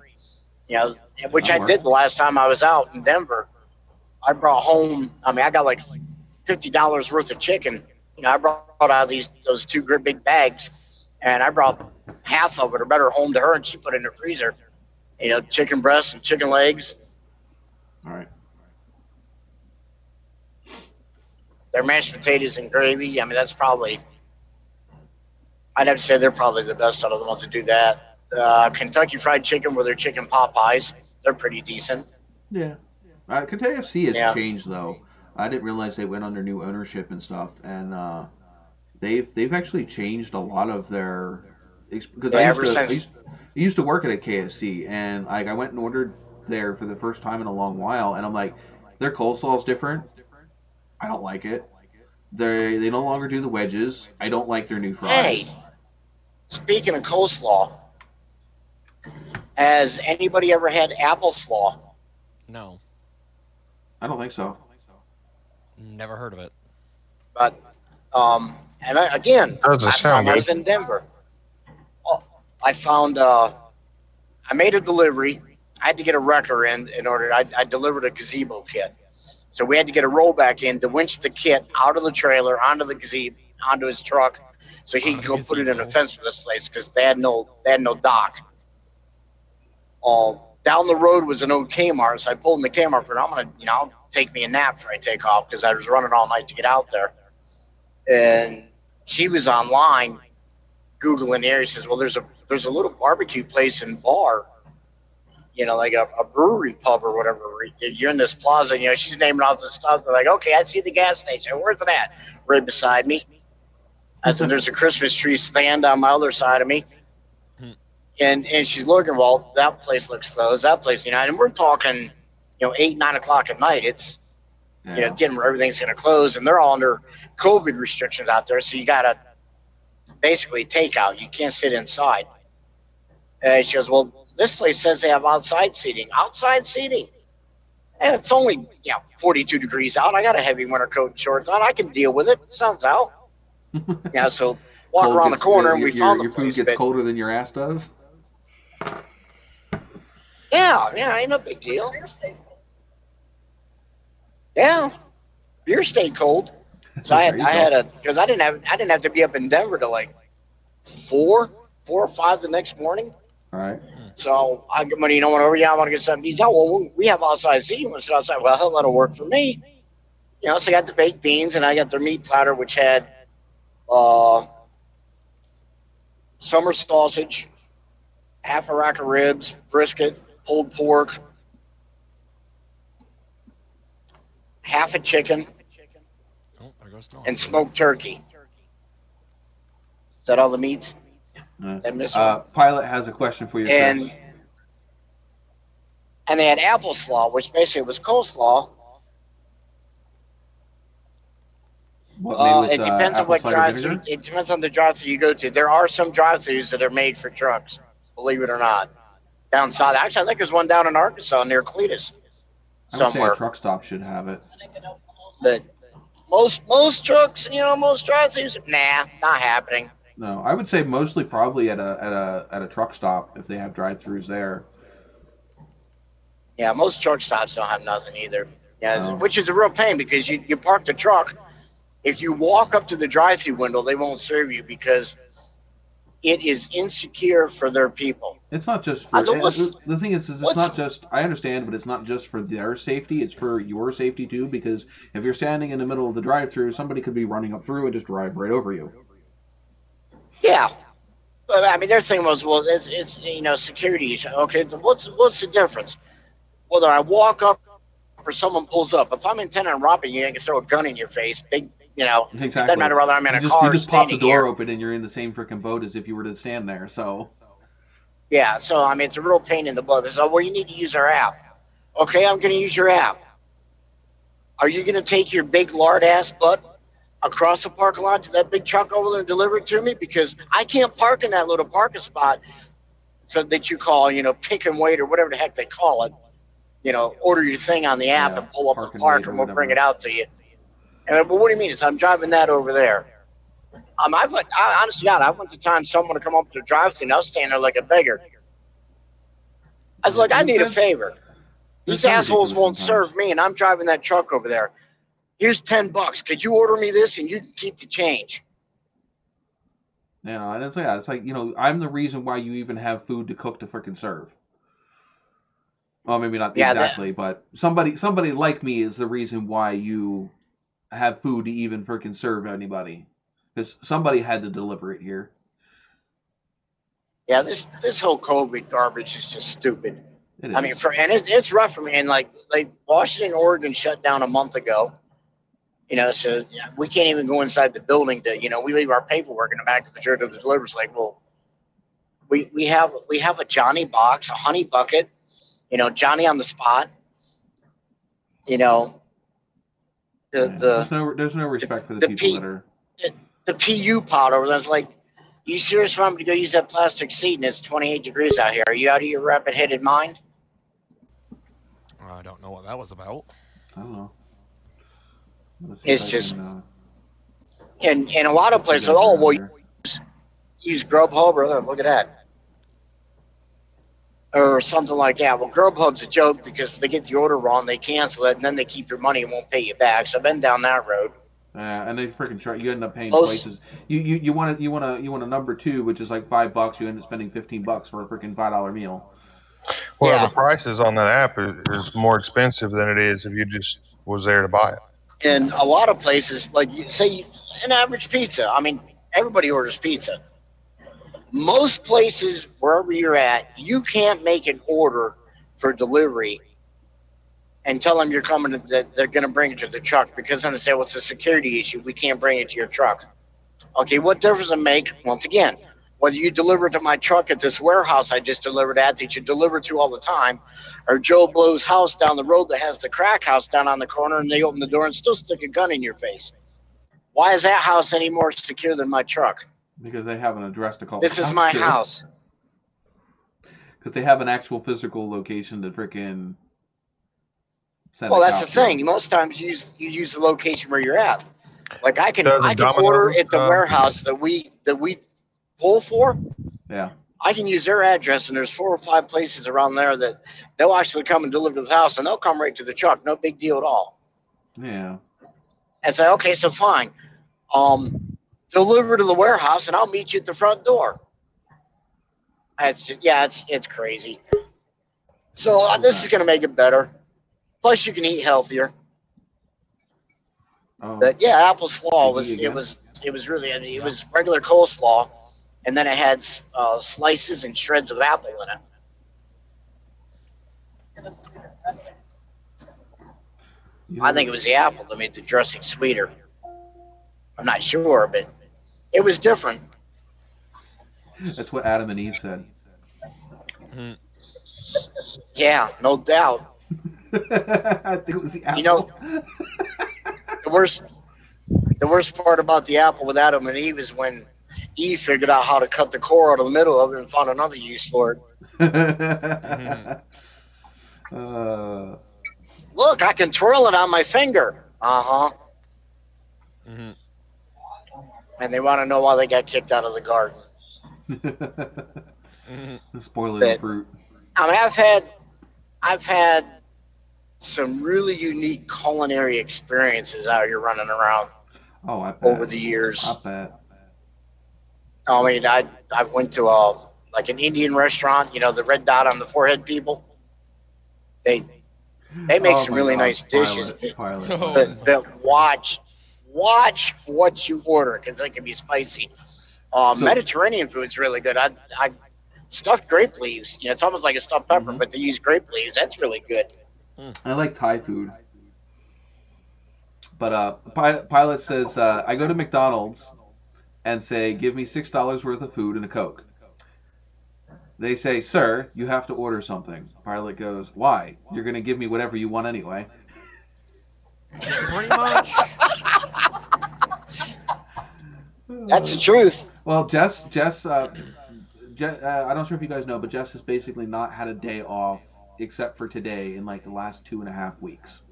Yeah. And by me not have a day off, I don't mean like did her 8 hour shift and came home. I mean like some days didn't come home at all. So she's done a lot of, and it's not like her job where if she's working, she can run out to the local restaurant and go pick something up. No. When you're working at a group home and you're the only staff there, you can't leave. Because obviously then you're not meeting supervision levels and it's a neglect. Now, you guys don't make meals, do you? Huh? Oh yeah, they make meals there. You guys have to make meals at some of the homes? Some of them the clients make their own meals. Some of them we make it for them. But okay. It's whatever. It doesn't mean that you are necessarily going to want to eat what they're eating. Yeah. You're gonna do what with that tofu? I'll pass, thank you. Well, yeah, and sometimes you don't know what they, not all of them are super clean. So I mean, if they have access to the same fridge, it's their house. So yeah, the group homes up here, anything that's an open food is suspect, in some of the homes. But anyway,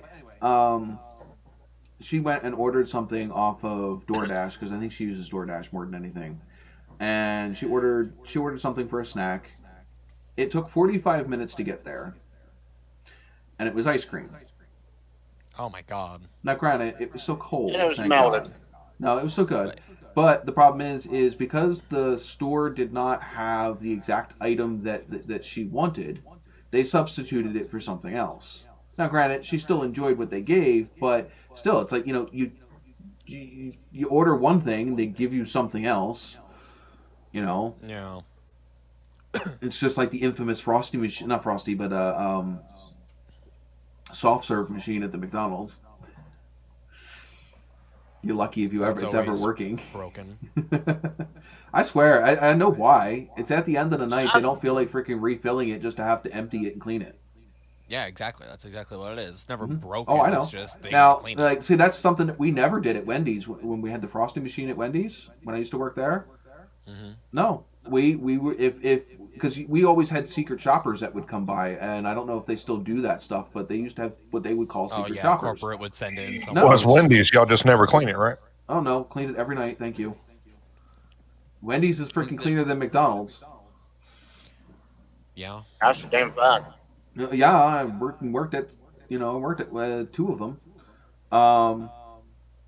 But anyway, so at Wendy's we would just empty it out, and those bags of freaking stuff that they use, they don't cost that much. It's a couple bucks a bag. They make that whole bag's worth of freaking cost probably within the first 2 or 3 orders. Oh. Well, yeah. We haul that stuff too. Yeah. Well, anyway, so those dairy mix bags. Yeah. So we just empty it out, and whatever's still in the freaking machine, we all just took back home because we would have been throwing it out anyway. And then you clean the machine. So I mean, that's why I don't understand. It's like, I mean, geez, that's like free ice cream for everybody that's working that night. Speaking of ice cream, looks like Cletus is having an out-of-body experience eating something. I know, something. The hell, man! It must be pretty good. That's why I have it muted, so you don't have to hear me. I'm having pie. We're just sitting here staring at you having mini orgasms. He's just sitting there. You don't like he's muted, but you can just hear him going. Well, that's like trying to watch porn while you're at work. You just you just have it muted and you're kind of watching and hoping to just slide a window over top of that screen every time somebody walks by. Speaking from experience. No, I never worked in an office like that, so no. Having sugar-free pie and sugar-free coffee. Oh, you'll have the shits later. There's a different sweetener in it. I was gonna say you'd have the shits later. No. No, that's sugar-free Haribo. Oh wait, hold on. I must have done something because there is. No, that's not what I wanted.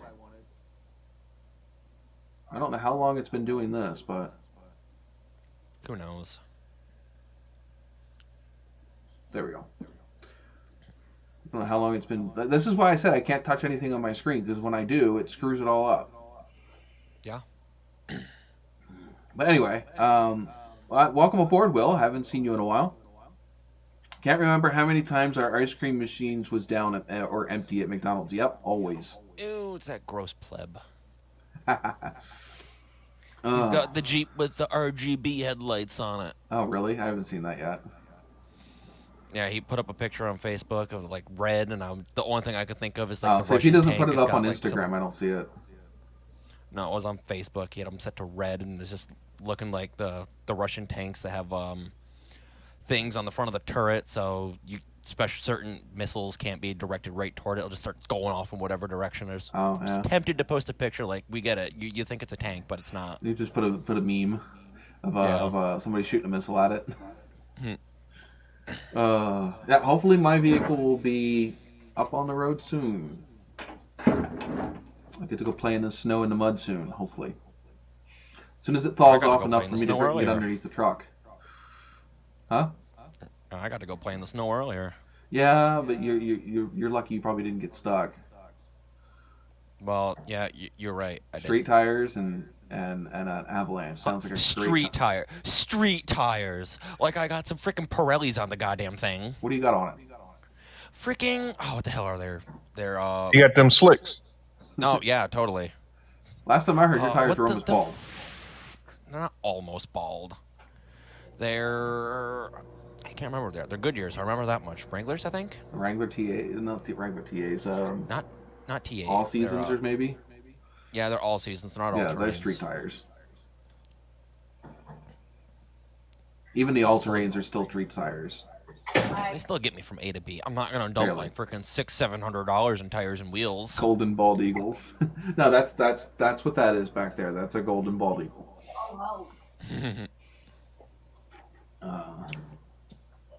Got to drop the trans in the Jeep and input shaft seal went. Well, that sucks. Wait. We're not having up the right freaking thingy here. There we go. Yeah, right. What's wrong with the truck? You got steep tires on your freaking four-wheel drive truck and wondering why you get stuck in freaking 2 inches of snow. No, I don't get stuck, okay? Well, that's okay. Nova has a drive truck. I won't put that thing in four-wheel drive unless I absolutely have to, and I haven't had to in a while. The last time it saw four-wheel drive in the snow was when it was 2 feet deep. Yeah. Tell you what, though, those 33 by 12.5-inch mud claws, man, there ain't much that stops them. You know, that's one thing now that every time I get it, I sell it, no matter what kind of truck it is. Trucks, I just sell them so quick. And now I'm down to one truck. I got a 2012 Chevy Colorado. Well, you still got that blue thing, don't you? Oh, dang. Oh, yeah, that's my son's truck now. Oh, you got the V6 with the freaking... No. 4-banger. Oh, 2012. Oh, okay. Yep, 4-banger, automatic, 2-wheel drive, single cab, no options. So, I didn't have a tape player. So Chevy says that his Jeep doesn't care about the snow. It goes through it like it's not there. I guarantee you the truck will beat you through it. That Ram will beat you through that snow. Oh, geez. Guys got to have a race now. Well, the thing is Chevy knows this. Chevy has... I think Chevy was... No, was Chevy with me when we went? No. It was my friend Dan that was with me when we went down to go rescue the TA. That was 2014 or 15 when we had that really bad snow up here, and that truck, no rear brakes, made it all the way to frick home over 150 miles in that freaking snowstorm. Oh, damn. We were passing big, like up here they had like 1 lane plowed. It was a 2-lane road. They had 1 lane plowed and the other lane had 1.5 foot of snow in it. And there was a bunch of tractor trailers basically stuck. I just went over, stuck it in 4-wheel drive high, and frickin' went right through the frickin' unplowed snow out around all the frickin' big rigs because, I wasn't gonna get stuck behind them. No shit's given. Just, in fact, actually, I felt safer being in that deep snow than I did on the plowed road that I was actually on. The truck actually felt like, more planted.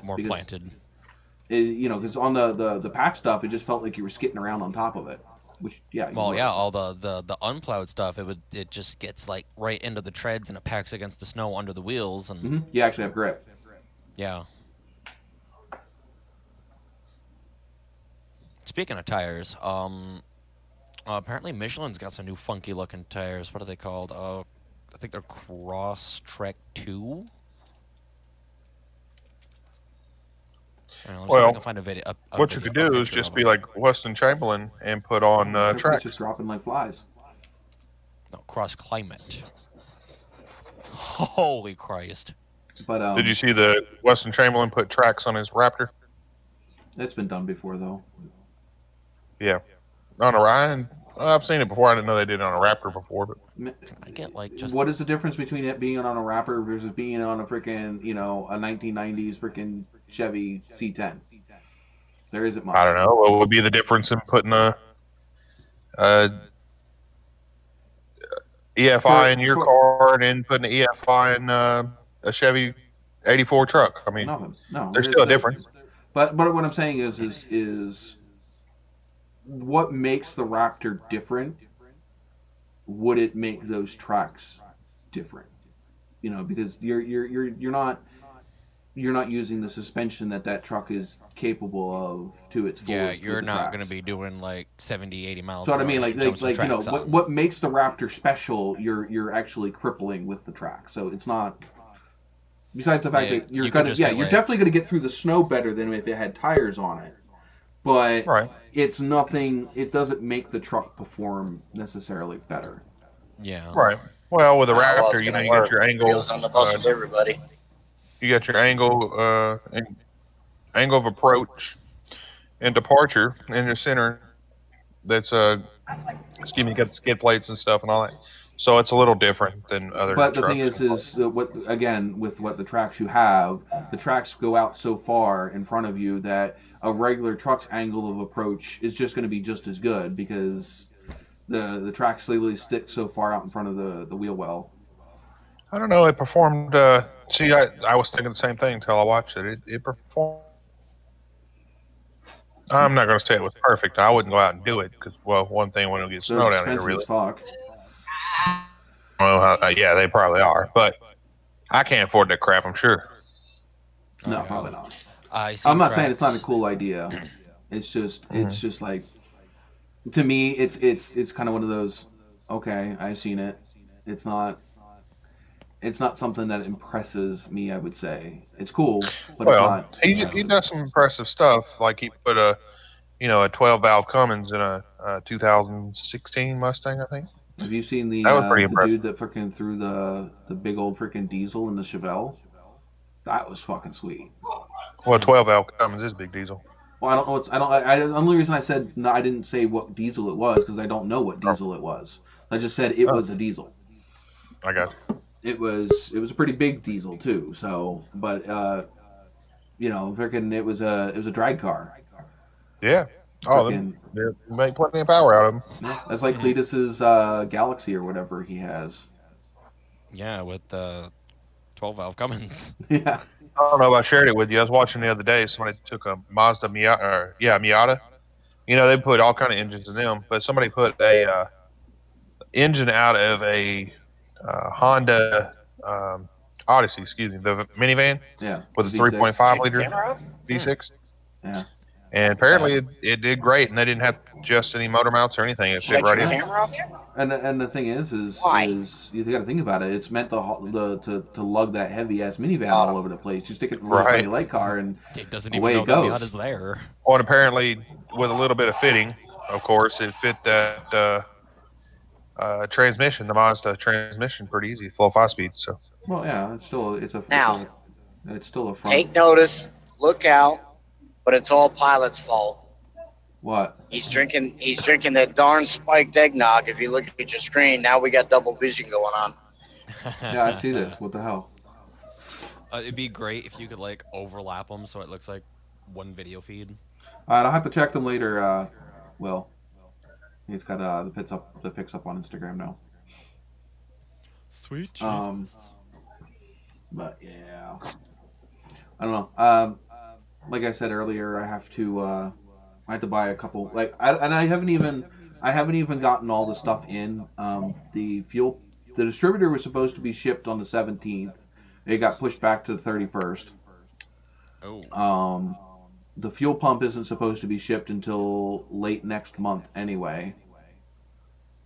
So I don't even have all of the stuff to know if there's any other parts I'm going to have to pick up and pay and buy, like the miscellaneous stupid stuff that you end up needing. It's a good thing you're not in the major I already hurry. know I'm going to have to buy a block off plate for the fuel pump. I mean that's a given. But as far as anything that I might need extra to plumb the fuel system, I won't know. But Now, will that run on your factory fuel line, or do you think you're gonna have to go to a larger diameter for fuel flow? it should be able to use the stock fuel line. I'll have to double check. In fact, let's You got to see. add a return line to the tank, though. I don't know. Probably, Like, see, right? the problem is I don't know what the TA has on it now. So you know what I mean? Like, so for figuring out what I need to go get, I still have to go up to the car to find out what I have. Yeah. Right. But as far as let's see, does it tell me Try rebooting your phone. the fuel line needs to be?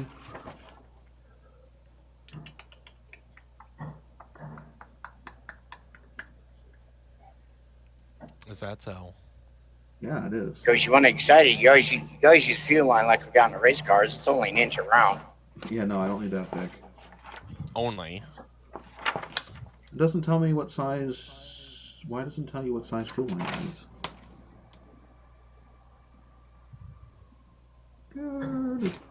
It has a document. Now, either he watched Dolly Parton's Christmas special, or he's just crazy because he's top heavy.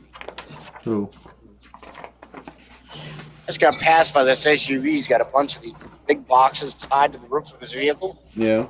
When he whipped it back in the right lane and then went and straightened it out, the vehicle leaned hard to the right. He about flipped it.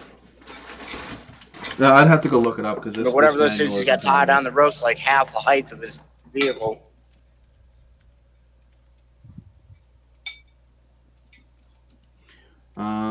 The EFI needs a feed with 58 psi of fuel pressure.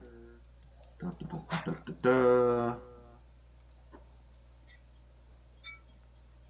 But no, it doesn't say anything about what size the fuel line is. Reading the chat.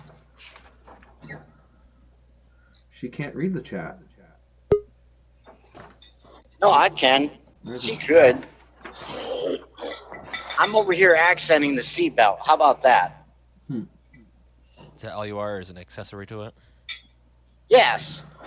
All right, fuel It's a great system accessory. requires high pressure fuel pump capable of operating at 60 psi. When selecting a pump, lines for each component designed to perform at high pressure. HOLIDAY fuel pump poses accessories. Pressure recommends using in-tank pump. Installing the fuel pump in the tank results in quieter operation, less chance of cavitization, reduction in pump temperature, and amount of the pump in the tank is not an option. See, you could keep up with it if you wanted to use the tablet. Install the pump closer to it doesn't actually say what size line. You probably just gotta figure it out. Well, I'm sure there's plenty of information online. I just don't have it here in this book.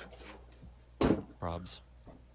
But yeah, but I found out to get that distributor, like the distributor will work that I picked up, but the A, I need to pick up a coil for it, and B, I need to pick up a timing box for it, a timing control module. Oh. Because otherwise, the sniper can't control the timing. Yeah. Which just is more. It's like another $200 for the coil and the box. Oh, it's 200 when you've already spelled 12. Spelt. Yeah, the 12. This alone was 12. Just this. Mm-hmm. That was 12. So that's not including the distributor or the other fuel pump. Could be worse. Could be like me. Had to pay $1,200 for 2 rotors, 3 calipers, and about 3 weeks. Some guy driving my truck back and forth to Whitehall to get to pass emissions. Cletus is over here gambling away his freaking his life savings. Yeah. You lost. Yeah, I think it only lets you play with 10,000 points at a time. Yeah, that's the max there. Well, when it says gamble all. Double or nothing. That's funny. Oh my god, that'd be so broken. Will says he's doubles drunk what he because he's seeing has. double vision. You're not drunk. You Hi, just have Beams. two people playing, joining the live stream from the same location. Oh.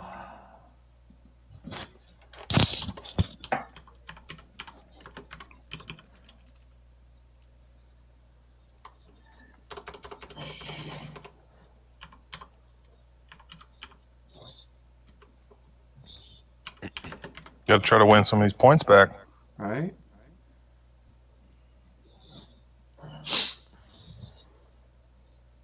Did not Big E not do it right? Yeah, so they did. Right Oh, above yeah, it did. your. Yeah. We're over here playing games in chat if you guys want to join. That's all we do is play games. Right? It's actually been a pretty decent live stream. We've been sitting pretty even, just about like 6 or 7.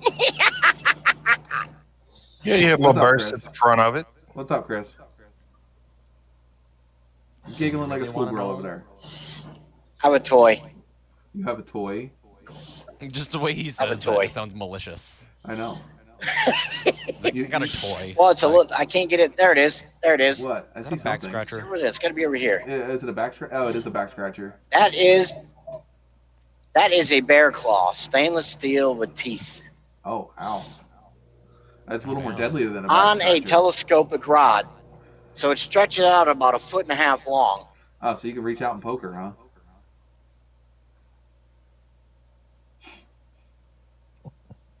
Yeah, sure. All right, but Chevy's gonna go I get found a the kid to scratcher for it. bed. I do this live stream every weekend, Chevy, and I get up in the morning and go to work on Monday. Yep, work Oh. sucks. But Yeah, well, not me. I haven't worked. In fact, yesterday makes a year since I haven't yes, had a job. you work every day. You go out and touch any of those cars because that technically is your job. It is now, but I haven't had a He's per se self-employed. job for It's a still year a now. job. You just work for Yesterday, He yourself. makes his own schedule, though. Exactly. You work for yourself. Whoa, I won. What? No, I need the Ah. money back. Doesn't say I lost Man. any though. Yeah, you lose it. Anything you wagered, you lose. Right. I figured it. Just said it didn't say I have. So you just lost another 10,000. You've just lost 20,000 points in like fucking 5 minutes. Everything Yeah. you just gained by your donation tonight, you just lost. Yeah. Oh well, like you said, they don't mean anything. You win some, you lose some, right? Mm-hmm. That's exactly. I'm not sure if you saw that, Chevy, but that's exactly what this is here.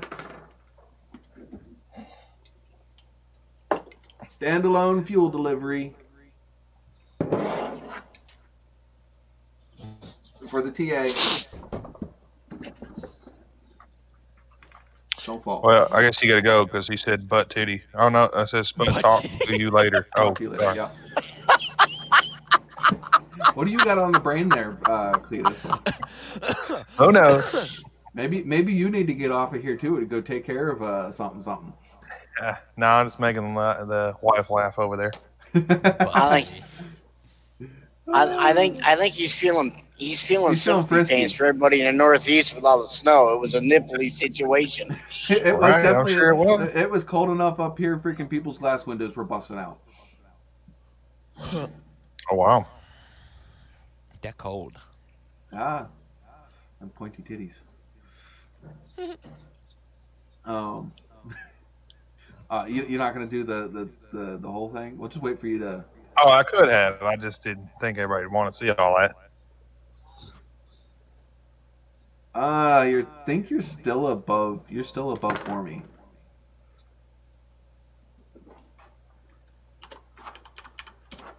I think. I don't think you wagered that much. Now, just 20,000 points or so. Yeah, you're still not by much. Yeah, not She's too only like much. 6,000 points behind you. Mm. Miss Formy does a little bit of a donation, and she'd not only knock you off of the stream boss, but she'd pop you off of the freaking lead too. Oh, jeez.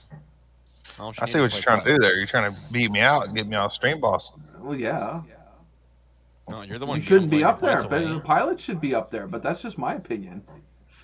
I thought he would be up there. It all depends on what time that the Streamlabs, when that freaking went through. Let's try it again. I'm gonna laugh if you lose again. He'd probably tell me I got to cool down.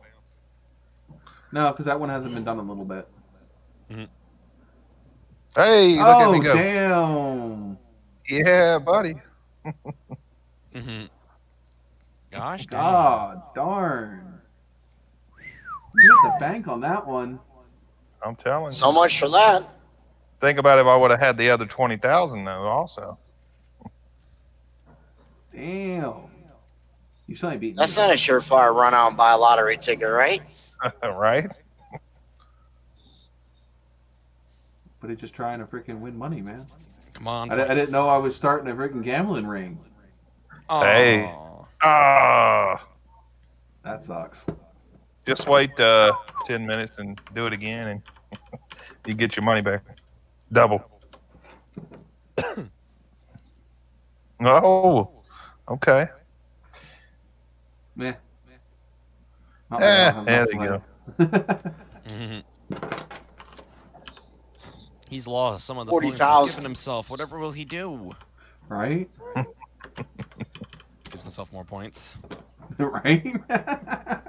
No, I lost money. Oh, that's funny. By the way, for anybody who's watching this later, I'm not sure if the chat records for later. It should. I hope it does. It does. Yeah, it does. It's a little blurry, a little hard to see. Oh, I can't do the heist. Well, no. I mean, it should also drop it down below in the chat. Oh, chat. yeah, sure. If you're watching like on a phone or so, we watch everything on our TV. So. Right. So I mean, sometimes some of them it does not record the chat as well, and some of them it does. I do believe mine is set to do it, but I don't know. I haven't checked. I'm sure it does. I'm sure it does. Chevy asked, does it have the screen with it for monitoring? No, he got the fake one from China. Right. He got it off Wish. Yeah. Oh, right there. So you can monitor all of your who nuts. Yeah. Or you can hook it up to a computer as well. You can hook it up to a computer, or you can use this little screen. You could do your own fuel maps too. You don't have to go with the self-programming. You can actually load a tune to it. You can tell it what to do. Mm-hmm. But if you don't, or if you don't, it doesn't have the self-learning ability. Yeah, it'll learn. And like I said, if you get the distributor and the timing unit, you can also do it with like MSDs distributors and like the 6AL. They're timing controllers. You can also use those too. Basically any electronic distributor and just like a regular timing controller that you would have if you didn't have EFI. Yeah. So yeah, anything with those you can still use it. I think you broke Streamlabs. But like but obviously using the Holy stuff itself is going to plug and play a lot better. It has all the appropriate plugs already for it. You just literally plug it in and go. Mm-hmm.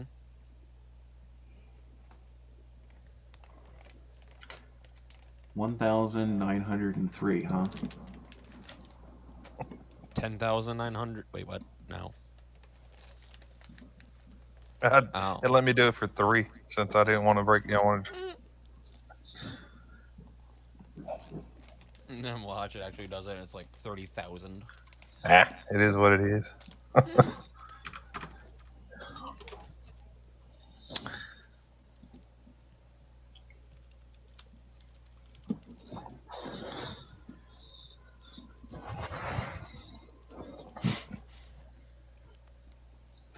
Oh, so what's everybody doing for the holidays?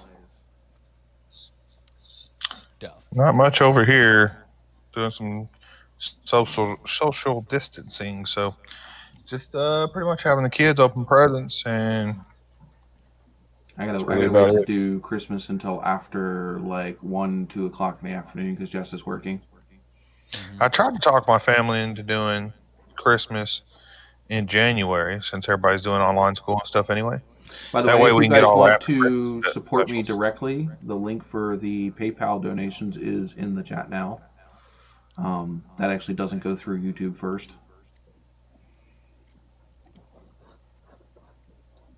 Cool. Yeah, YouTube takes 30%. Right off the top. You mean Google Ours takes is 30%? Well, yeah, Google.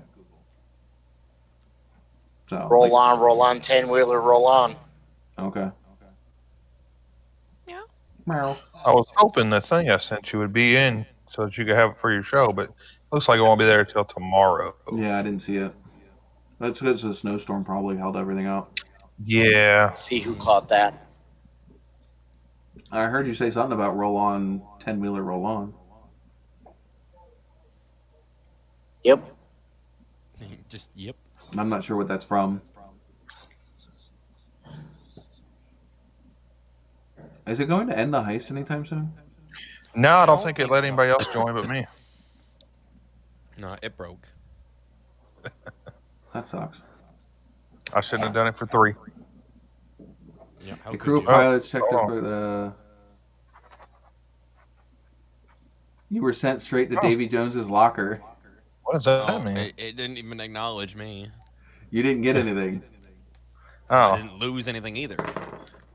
Yeah. So, yeah, well, I guess I'm in Davy Jones' locker. Streamlabs is just like, no, you don't want to come on this one, man. Right. Nope. Get out.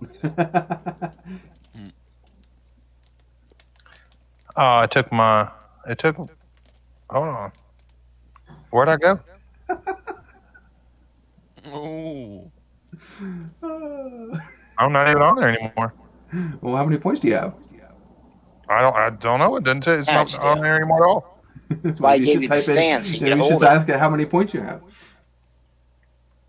Yeah, I guess gotta hit the chat at the bottom of the keyboard. Well, the max points I could do is 10,000. Yeah.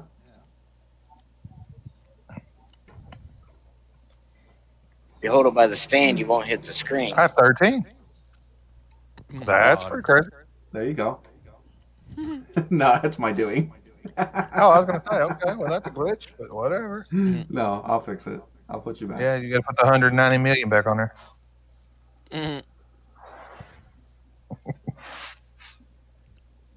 No, I was just playing a joke with you. I thought it was messing up on me. To do it, the dash, replace the gauges or dash or not?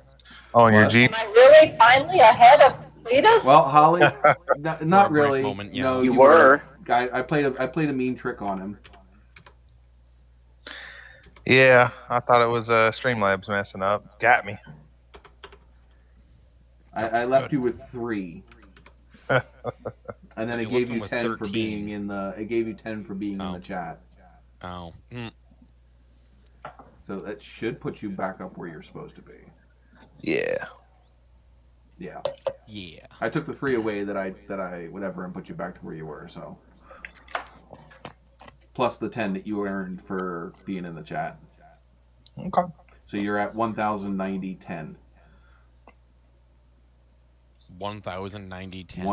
190,010. Sorry. There. 1,090.10. I mean, you do whatever you want with if you got the money to do it, but I know that Holly has a digital dash that connects right up with all of these, with all this stuff here. Well, I think, and I might be wrong, but I think I've seen it somewhere where somebody had converted that information to an iPad and just had an iPad in the dash. Yeah, you can That's do that like too. the radio and all that. It's the as same well. software that you would use with a laptop to edit it. Yeah, but they had their gauges displayed up there, and then they had. I don't think their an music iPad. underneath. I don't think an iPad would look good in a Jeep. Right. They have a specific dash. I know. I've got one sitting out there. Yeah. Yeah. For I'm not a big fan of them, truthfully. Yeah. I wouldn't put one in the TA, but that's just me. I'm kind of too big to be fitting in a Jeep. I fit the Jimmy and the Blazer pretty good, but the little I wouldn't do I Jeep wouldn't screen. do a standalone screen for the Monty. That Monty is too nice. I mean, I wouldn't say not to replace the gauges with autometer gauges or something, but I wouldn't do a digital screen on that car. I mean, really? Nah. Keep the gauges original, hide the screen. That's pretty smart. I thought about doing that with a radio, just putting in like a Bluetooth receiver in the back, so I can stay on Bluetooth and have the radio. Well, I mean, that's There you basically go. kind of what I do with the TA now. I Yeah. have a modern radio in it, but I don't use. I mean, I use the CD player in it because I have the Eastbound and Down soundtrack. I have that. I have his album, not the one for Smokey and the Bandit. Jerry Reed. It's just Jerry Reed's album. Yeah. But yeah, I have that, and what I probably would do eventually is when I get a new dash pad for it, because the one that I have is busted.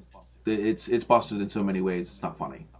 The back side of it looks a lot worse than the front side. I've made the front side look good, but the back side's all busted. All the plastics fucked up. You know what you could do is have Pilot bring his Cadillac up and just swap interiors. I'm sure he'd love that. I don't think the Caddy interior will fit in the TA. Oh, you can make it fit. Come on now. Caddy's too big. Maybe like a XLR Cadillac interior or something. Have you seen the XLRs? Maybe. You mean the Cadillac Corvettes? Little two-door sports car Cadillac. Yeah, it's a Corvette. They just put a different body on it. Yeah, they're pretty The cool. Corvette. I don't The even think taillights Corvette. for I don't those even think a things? Corvette interior will fit in this thing. Yeah, if you ever like get a chance to get one of those XLRs and it's got a bad taillight, just walk away, turn around, just leave it alone. Really? Yeah, like finding taillights for those things is like finding taillights. Oh, you still mean work. like the lens itself, not the No, bulb? no, I got like, you. there is no lens. There is the whole tail light. It's one whole thing, and Oh. nobody can figure out how freaking GM got them to work because people are trying to like make their own with like just the housing and an Arduino, but nobody can figure it out. Oh wow. Wow. Yeah, so like if Maybe one if of I those, could like, do that, I'd do it for YouTube channel. There you go.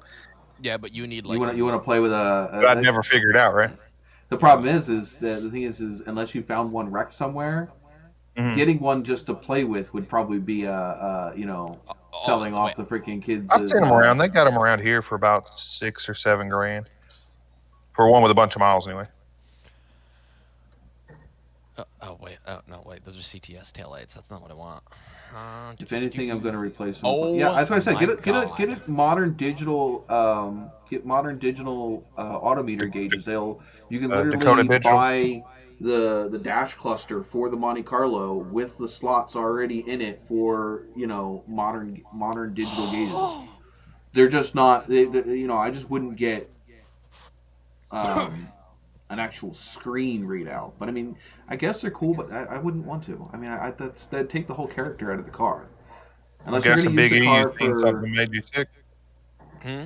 do what? You seen something made you sick, Bryce? Yeah. Anyone care to guess what one taillight for a Cadillac XLR is going for on eBay? $400. I'm going to guess several 1,800. thousand. Well, or up to like $3,000, but That's several thousand. bare minimum is $1,400 Ugh. for a taillight. Well, I mean, So I need to be Yeah, buying them whenever I can see them. did you see how much the headlights are for the C7s and the C8s? No. They're freaking ridiculously stupid priced. Well, I mean, it's also a $60,000 car that's not worth like 80 or 90. Well, how much are the XLRs worth? I don't know. I thought they went down, but maybe they went back up. Hang on. Let's type in Google. What would you pay for a Cadillac? Let's see. Carfax has a 2004 model listed for $18,000. 47,000 miles, 4.6 liter V8. All right. Yeah, Edmund says you can get a 05 somewhere between 3,000 and 10,000, depending on where you live and how many miles are on it. Oh. Now, I don't know if there's one out there for sale, but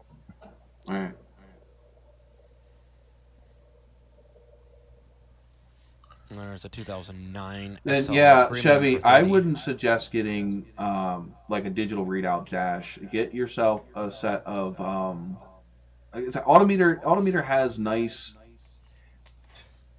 old school looking gauges with all modern tech inside of them. Yeah, like Chris says, Dakota Digital. They make Dakota a good Digital looking makes dash. actual Nice. full digital readouts. But they look when they're not on anyway. When they're turned off, they look stock. They're pretty expensive. Yeah, Autometer makes a nice set of gauges.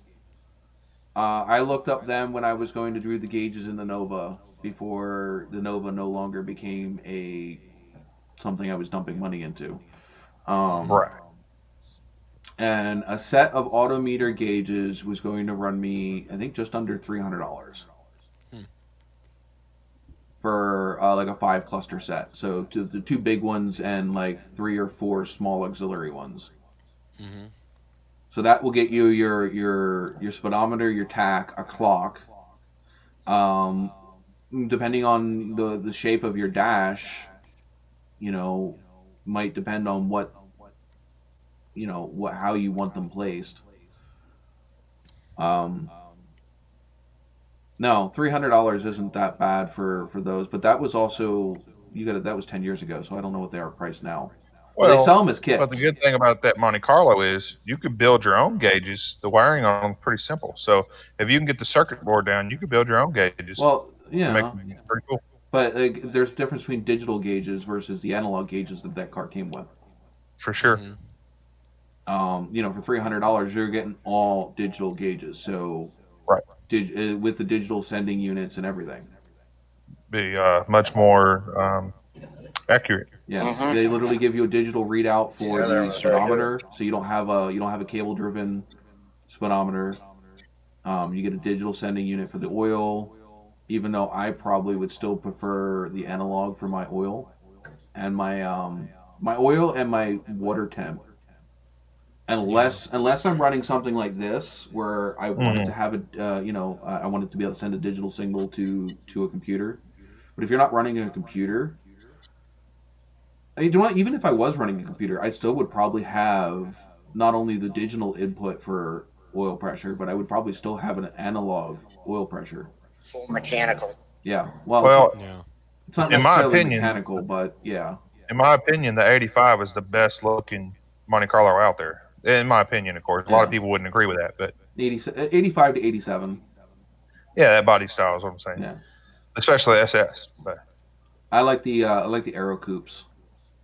I thought you would like the 02 models or something. That's about, or the 96 Monte Carlos. A bit about your style, right? Really? No.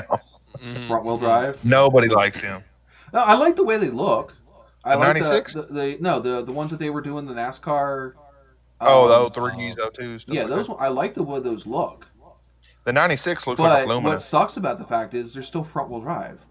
Yeah, they are. Even the SS is. Yeah, so it's like why would I want a front wheel drive stock car? Because you can get an SS just like the Cobalt SS. You can get an SS car for under $3 grand. No. I didn't even like the Cobalt SS when I had the Cavalier. Well, did you see the Chevy Super Sport? I think that was all it was called. Was the SS? Yeah, it was. That was a. It was rear wheel drive. I'm not. That's because that was an Australian car. That's why. Oh. Well, they made it in the U.S., but it looked like a no. It was a Holden. It was straight. It was like the GTO. Well, I'm talking about the ones in the U.S. Yeah, but it was a Holden car. Yeah, I got you. That's the new SS, not the old one. Well, they're talking about the newer one. Yeah, I think it was like a 15. They only ran it for like a year or two. Because it didn't sell. 13 to 17. Yeah. 13 to 17. Well, it wasn't. Sorry, that's for it the didn't base get popular at all. Commodore. Yeah, the SS was only for like a year or two. Yeah. But because it didn't sell, but it was a pretty competitive car. But like nobody bought it because they didn't market it right. They failed that car right off the get go. It wasn't the car's fault. It was their marketing and the way they executed it, because those cars sold like hotcakes in Australia. and it was ugly as hell as a NASCAR car. Yeah. NASCAR car. But yeah, Holden's the only one that's really still had the V8 rear-wheel drive this whole fucking time. Which is why GM had to go with one of their cars, because GM had nothing that was rear-wheel drive in the United States but the Corvette. Yeah. God bless the Australian Supercar Series. Right? What they need to do, what they absolutely need to do, is they need to take like one of the Utes they got down there, and they need to do something to it and sell it over here, because that shit would sell like fucking. But the problem is it's probably going to sell just as bad as the freaking GTO and the SS, because GM doesn't know how to market them out here. Probably, but anyone who had a freaking, I almost said Monte Carlo. Anyone who had like an El Camino back in the day, they just right. Like, I know. grow their mullet again. But the thing is that's just like the poor freaking the Dodge Magnum. That car was a freaking that was a boss ass freaking car, and they shit canned it. The Junkyard Dave is doing that one with the modern Charger. Yep. I mean, that thing is gorgeous. That thing is gorgeous. The problem that people have with the Magnums is I think a lot of people liked them, but then they got a bad rep because they put that 2.7 liter in some of them, and that engine is junk. Oh, it wasn't just that. It was fit and finish. The Dodge has always had a problem with fit and finish. Yeah. The problem is it's just like the Chargers and everything else. There's too many cheap, not very good ones that the performance ones get drowned out by all the freaking V6 and Well, the 3.5 liter V6 wasn't too bad. It was. I mean, it was not a real fast car. Don't get me wrong, but it was dependable and it drove great and it had a little bit of power. That 2.7 was not dependable. You would be lucky if you hit 100,000 miles. And then it was just slow, and you couldn't make it up a hill, even brand new. Yeah. Mm-hmm. I think I found what I want to do with the TA. I was watching. It was a tree hugger motor. Yeah. I was watching V8 something. I have it on my I forget what exactly it's called. The title screen's black, and it like their logo is black with the almost like the Cadillac symbol underneath. But they had a customer that had a 79 TA, and they dropped a 200 R4, so 3-speed overdrive, but not the 700. Yeah. And they put 373 gears in the rear, along with the EFI setup. And that thing moves. I'm sure. So yeah, and they were sitting at 65, 70 miles an hour on the highway. They were sitting under 2,000 RPM. Oh yeah. Where I know that my car at 60 to 70 miles an hour is sitting around $2,500 on the RPM gauge. Huh. Speaking of your cars, did you know that your Dodge Ram is going up in value? The Rams used cars don't usually do that, but that body style Ram you have, that's because it's popular. It's going up in value. It's probably mostly the diesel ones, not the freaking gas. Well, no, the diesel ones are jumping up in value, but even the gas ones are going up in value. Well, it's because people actually like them. Yeah, I mean they're not like skyrocketing like the diesel ones. Yeah. If you can get that body style in the Cummins, you're talking about 15, 16 grand. I paid $2,400 for mine. Yeah, you could, if you had it running right now, you could easily sell it for $4,500, and it'd probably more than that. I mean, they are. This is selling. The only thing stopping it from moving. So sell it, and make some money. No. Buy you another truck. Buy it. I can't buy a truck. You could not buy that truck for $2,500 right now. I guarantee it. What? The truck you have, you could not buy it for $2,500 right now. Yeah, but I can't afford another one once I sell that one. Right. So that's why, and I'm sorry, but Ford or Chevy does not have a decent enough truck in that price range for me to, for what I want to do with it. That's when the only reason I got that truck for $2,400 was because that truck has 264,000 miles on it. Yeah, which down here that's nothing, but apparently up there that's a lot of miles. because most of the time they rust out before they get that far. Oh, if I say down here, like I sold that body style you have, I sold a 96 We know that this for truck has 2,500 gone with through over at least 300,000 miles. This truck went through at least one transmission before I got it because it has a Jasper transmission in it. The transmission that I rebuilt was a Jasper one because it still has the sticker. Better transmission, right? Well, it was when I cracked it open, it was pretty nice. Pilot says enough to buy a snowblower. Oh my god! If I could buy a plow too and put it on the fucking front of the Dodge. Put it on front of the Kia. Oh my god! The Kia is a snowplow at the moment. Have you seen the front end of that car? No. There's nothing from the upper grill down. Freaking put a plow on it, and the rear end's just gonna be hanging in the air. Yeah, I've been trying to, William. I've been trying to buy some diesel trucks to flip, but they're just too high. I can't buy them. Even a piece of crap one, I can't buy for like $4,000 right now. I mean, Chevy, you should know this. If you were looking for Jeeps, you had to have been looking at the price market for Dodge for trucks too. My Dodge truck was $2,500. The same exact truck with a diesel, you were looking at anywhere from $7,000 to $8,000.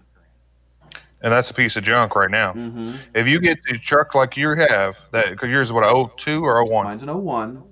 01. So if you get that, the newer body style, or the last body style of that, or whatever, that is in a 2,500 with a Cummins in it, you will not get less than $8,000. You're looking at like 19 to 20 grand for that truck. For sure. Especially if it has good miles and good condition. Mine's only at 1,500. I know. I'm just saying. If you I was talking about a 1,500. I mean, I wasn't talking about a 2,500. I don't think they put the diesel in a 1,500 until 2018. Oh, I don't know. But I was looking for a diesel truck. I was looking for any kind of truck at that point. Yeah. And but even at that, it's not a full flex diesel. I wasn't finding a 2000. Yeah, it's just an eco diesel. Yeah, I wasn't finding a 2000 or newer Chevy truck 1,500 with 4-wheel drive anywhere under $3,000. Really? Not up here. Not when I was looking. Well, unless again, I'm knocking off the ones that aren't worth buying. Right. I was looking for something with a clean body. Plus, you need a 4-wheel drive, so. Yeah, and I was looking for something with a clean frame, a clean body. I was looking for a V8. I was looking for it to be able to tow a trailer with a car on it. And extended cab. Yeah, an extended cab. It either had to be a Jeep or an extended cab truck. Yeah. Because I had a family. So yeah, there was nothing. I wasn't touching anything with a Ford or a Chevy that was worth buying at under $3,000, which I think was the max I was looking at paying for it for that at that time. Mm-hmm. Yeah, the 12 valve, like what William says, the 12 valve Cummins. Yeah, they're crazy expensive. The engine's worth more than the truck even now. So, because people take them engines and put them on all kind of stuff, they're unstoppable almost. Yeah, the Weiss Grand Cherokee can pull 6,500 pounds, but I think the truck is the 1,500 can pull more than that. But the thing is once you put a trailer, I mean, you got to think that also includes the weight of the trailer. Right. So once you get a trailer, it doesn't leave much more room on top of that. I mean, you got to think like my cars weigh anywhere from $3,000 to $4,000. Now, if you can get the fifth wheel or a ball right there on top of your axle, it could pull even more. I don't know if I'm getting a fifth wheel or whatever and having something be able to actually reach that spot. Right. Yeah, you got to remember, my truck is not. I don't have a street level truck. My truck is the off-road edition. So, and I'm also sitting on bigger tires than factory as well. So you definitely need a fifth wheel then, because the fifth wheel would reach it. They go pretty high. Yeah. But then you got to put a fifth wheel in. But you also got to think about it. That truck suspension isn't designed for that either. Right. Well, if you put it right on the axle, it's easier on the suspension, actually. Mm. I try to get a tow for a gooseneck or a fifth wheel trailer. Right. Yeah, if you break down. Yeah, you're going to have to get a semi truck, the big ones that tow the semi trucks to tow it. Yeah. Are you talking about just the trailer itself, or are you talking about with the trailer? Well, I don't. Besides, the thing is the trailers that I have available to me, the trailers I have available to me are the like a 2 1/4 inch ball trailers anyway. So, Oh, yeah. buying something like that. I mean, not to mention, you're talking, by the time you get a trailer that is like what you're talking about, I could have freaking bought, you know, a 2,500 or 3,500 for the price of those trailers. Sure. You know, there's no point in having that money in that far. I mean, again, at the time that I bought this truck, which was 5 years ago, it was to replace the green truck that broke. How much of a drop your drop hitch do you have to use right now?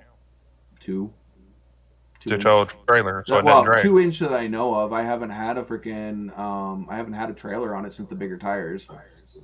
Yeah, so if it's lifted, you're gonna have to put a different hitch on it. Of course, they're not too bad expensive. No, I've already bought a drop hitch. You can pick up a 4-inch drop hitch at freaking Walmart. Yeah, I think that's what we did for my wife's Tahoe.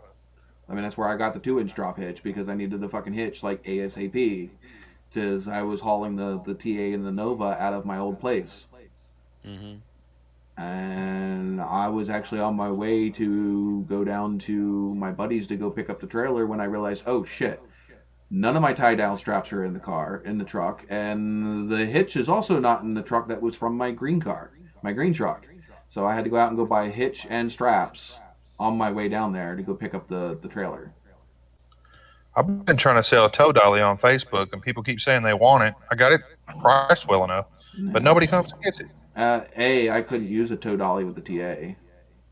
No. Well, you probably could. I wouldn't want to. Yeah, I wouldn't either, but you could. The Nova wouldn't care. The Nova, I used a tow dolly. I flat towed the Nova all over the fucking place. I flat towed the TA. Well, the tow dolly's great for like Mazda cars or just cars. Small cars, I should say. All right, see you later, Chevy. You should have seen the freaking hilarity that ensued trying to freaking flat tow the Trans Am, not running. I don't think it had a seat in it at that point either. Yeah, that's the U-Haul trailer story you was talking about. No. Oh. This is when the green truck broke during that big snowstorm. We had Snowmageddon of, I think it was 2015 or 14. But there was a big ass freaking snowstorm. And I lived up in Reading, and I had to travel all the way about 2 hours south. It was already snowing when I left. There was already like 2-3 inches on the road when I left. I had to go all the way down to Harrisburg, go pick up my friend, because I needed somebody to be in the other car. I had to go pick up my friend, and then go all the way down to where the T is, so that way we could just pull the original intent was to pull the car around back and park it in his yard, which we couldn't end up doing that because we couldn't get it to move there. So then we were like, well, we'll flat tow it around and park it on one of the side streets that aren't a snow emergency route. We finally get it to where it needed to be. Now, you gotta remember, this car is all over the place because there's no power steering in it because the engine's not running. There's no power brakes because the engine's not running. I don't, so he's and it's got a limited slip diff. It's got so it's all over the place behind this truck because it's literally just being held on by a tow rope. So it's just chains around the bumper. I think around the center cross section of the frame, the whatever the K member or whatever the hell it is. We just had it wrapped around that and then wrapped around the back hitch of the truck. I mean, we weren't going flying. I mean, but it's snow that's about 3 to 4 inches thick in some places, and it's all hilly, so it's up and down freaking hills and shit. And you're trying to freaking obviously, I still have to stop at a stop sign at the bottom of the freaking hill. Yeah. And the thing is I needed to stop long enough to be able to make sure there was no traffic coming, but not stop long enough that the TA was going to hit me in the ass on the way down the hill. LED. So we ended up getting the car somewhere where we found out that we had a dude, a plow truck that came down through and said, it's not a snow emergency route in this town, and he's like, also, I wouldn't end up parking that car there because the guy knew the people that live there. He says, they'll have that car stripped in the morning before you even get back up here. Oh, shoot. So we ended up yanking the car back down in front of the dude's house, so right back where it was when we started, covered it all back up, and I went to go leave, and as soon I wanted to go back to the way we came. So I went to go pull a Yui in the street. And I went to go hit the brake so I could back up and finish my turn. Because the truck wouldn't pull the full Yui because it doesn't have the turning radius for that street. And my foot went to the floor. Ooh. The brake pedal went straight to the floor. Can you imagine if that would have broken earlier when we were pulling the TA? But Yeah. the lines on that truck, that whole truck was a rusty mess. But anyway, so the floor, my brake went to the floor because we were all piled in the truck ready to go home. And it's like, we're not going anywhere. I was like, I don't. It's snowing way too bad, and everything else. I don't have the ability to find out what went wrong. There's nothing open for me to go get more brake fluid anyway, because obviously there's no. I busted a line, so I'm gonna have to put new brake fluid in it. So we get the truck back into the spot right behind the TA, and we go in and go to sleep. Get out in the morning. Couldn't see the TA at all.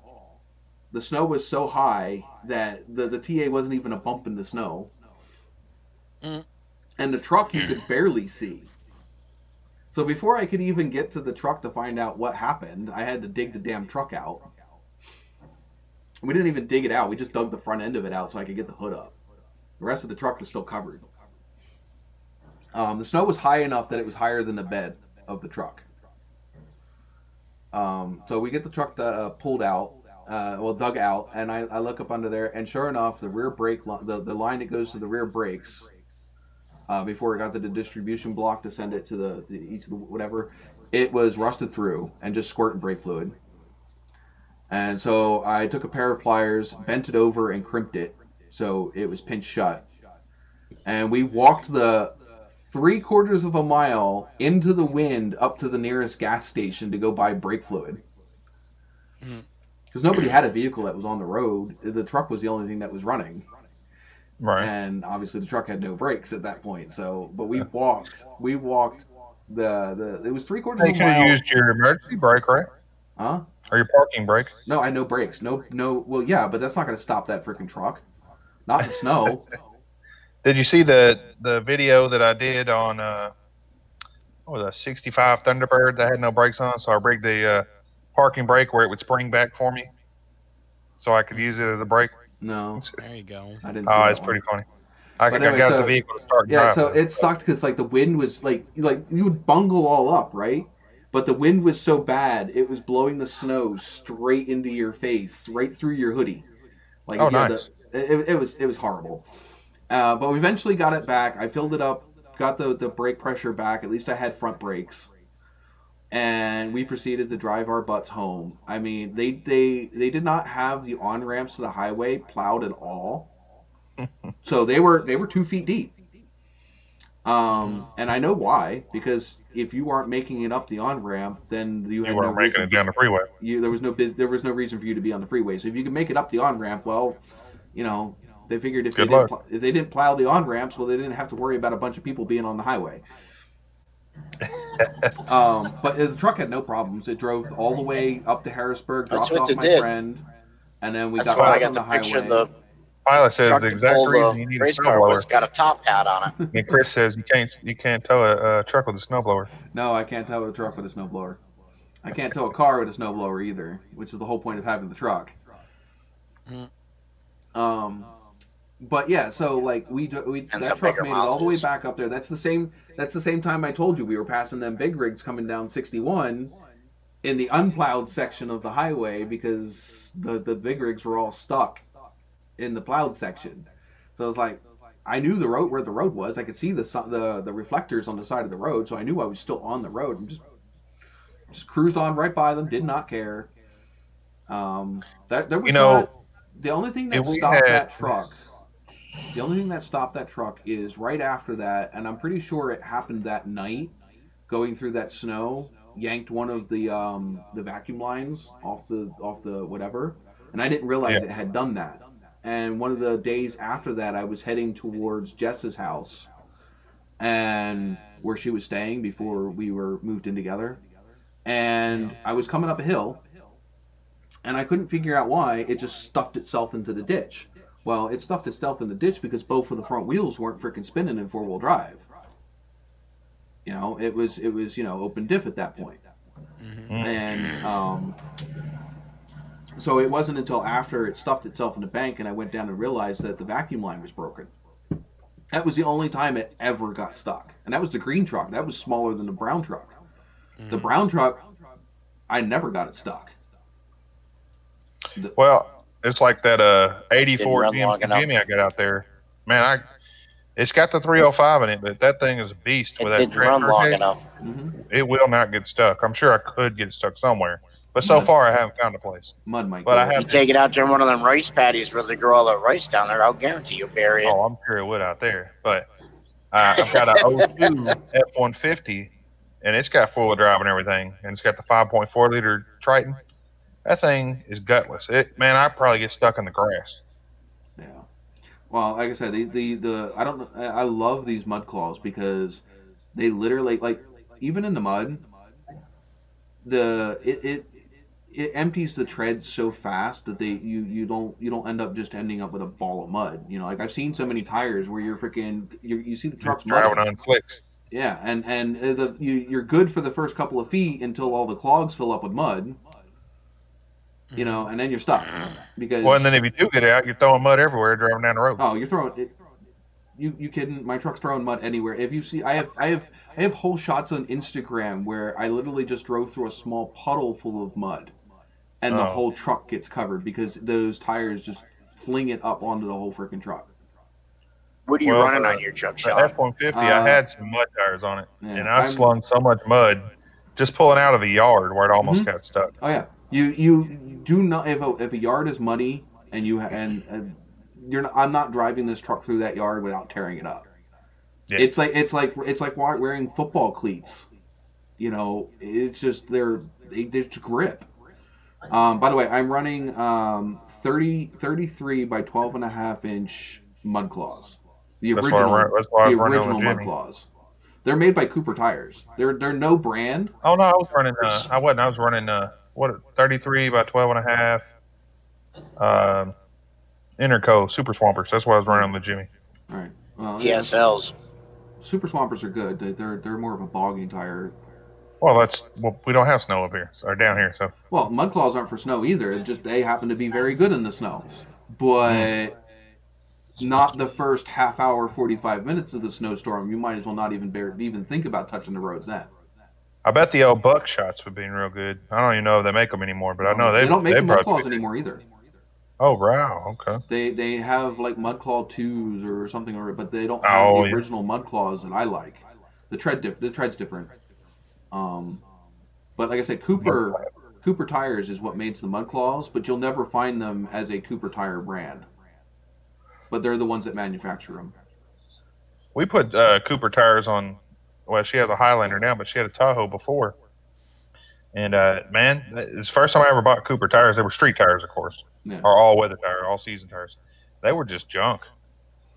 Yeah, depends on what and I'll tell you, I bought them at Pep Boys though, which I will never go back to Pep Boys again for anything. Well, when I bought those tires, I was originally looking at those General Grabbers that you saw. Like I've heard good things about them. Yeah, they're the ones that you see on the back of the Dom's Charger, the off-road edition of his Dodge Charger. You see, those are the ones that are strapped into the back of that thing. The problem with those they're sand tires. They're not designed for mud. They're not designed for snow. They're designed for sand. Mm-hmm. And you see people run them on everything, and it's like, why? You're not getting. They're not. You go out in the snow or the mud with with a set of those, and I'm just gonna freaking drive away from you. Because they're great in this. They're awesome in desert terrain. Just don't get them up here where it's muddy, wet, gross. Your mud claws, do you have to deflate them a little bit to get better traction? Oh, I mean, I could, but I haven't had to. But if you did start to get stuck, I guess you could deflate them and pull on out. Yeah. I've never had I just drop it into freaking low, and I can crawl out of anything that I was in. You know, except for the snow. Obviously, snow, you don't drop it down to the low and crawl. Snow, really? No. Snow, with these things at least, no. You stick it up in 4-wheel high, and you go for it. Okay. You know, because if we get half an inch of snow here, which we don't ever usually get more than that if it does snow, I The wouldn't get these whole cars. state shuts down. Yeah, I would not get these tires for a half-inch of snow. You'll be all over the place. Shit. His state shuts down before it snows. Yeah. At the mention of snow.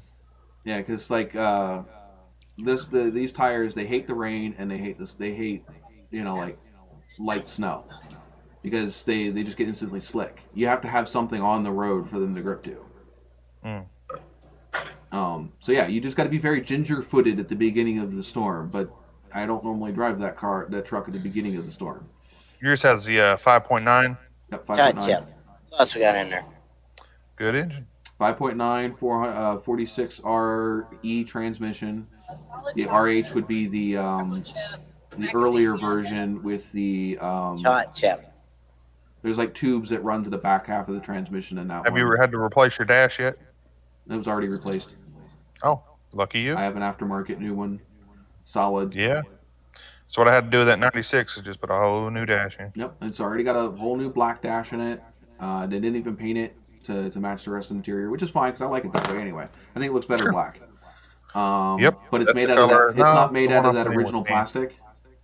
Right. It's made out of more of an ABS style plastic. Right.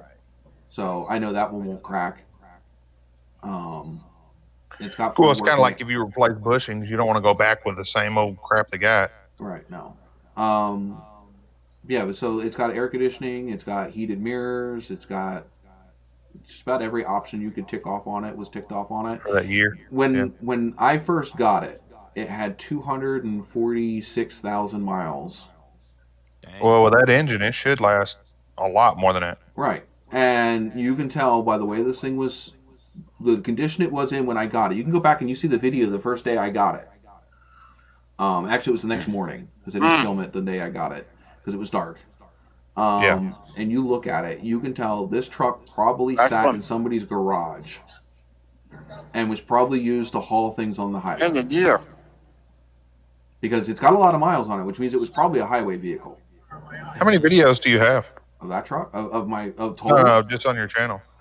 I don't have my phone with me, but... Oh, okay. Well, I was going to do a 100th video special. Oh, I have way more than that. Yeah, I when I went to go look, see how many I had the other day, I'm already over 100. I'm like, oh, okay. Nice. I got like 116. Well, let's see. There's 42 of these live streams just this year. Right. Well, I wasn't including your live stream. Well, it counts everything. Yeah. I mean, technically, these are all videos. Sure, of course. And people do go back and watch them, I'm sure, some. Yeah. So let's not like your other to videos, Buddy. I'm sure. No,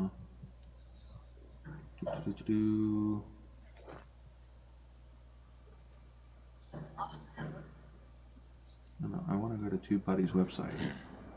Oh, it's getting cold outside. It done dropped to 39 degrees. Did it? Oh, jeez. I don't know what it is here. Colder. Yeah, their winter weather's so bad down there when it hits 35, they got to roll their sidewalks up to keep them from cracking. Oh my god, that's hilarious. I was going to say, do you need to go undo the garden hoses from the faucets?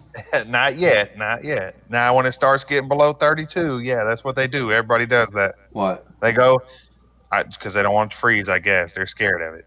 What? And then if you go to Walmart or anywhere like that, they're out of bread and milk. I mean, it just sells like that. Oh, I did that the other day, but only because I actually needed milk and bread. It just happened to be the same freaking day. I don't know what bread and milk's going to do for you if it gets.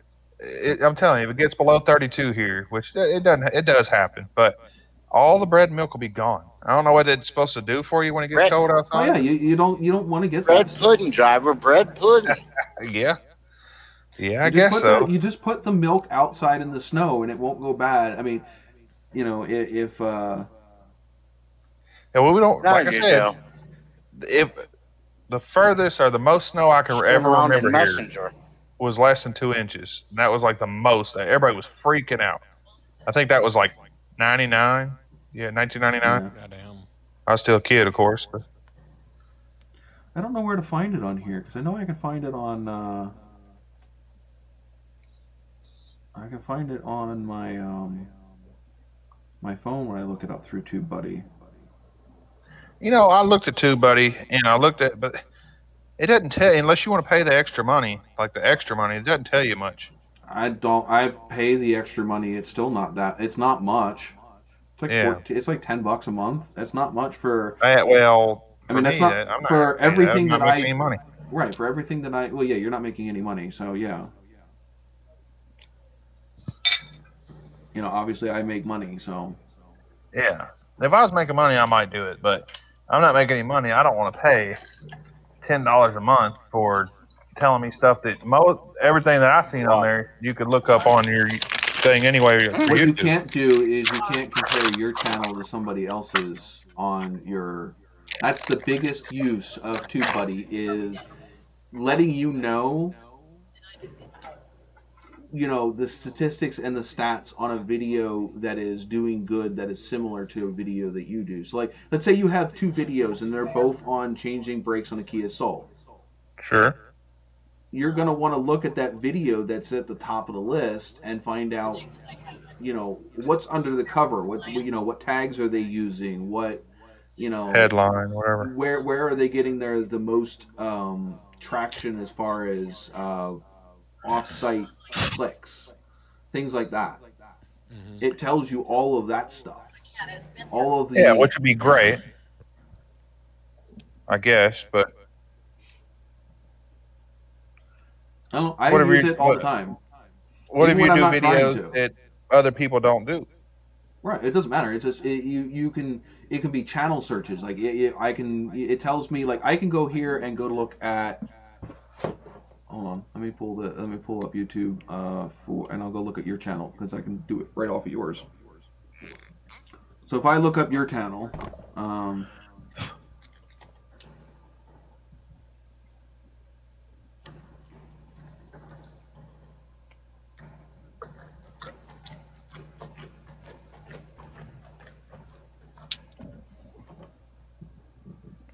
okay. Now, the thing with TubeBuddy is it has a whole thing. All right, guys. Shut up. I hate when it does that shit.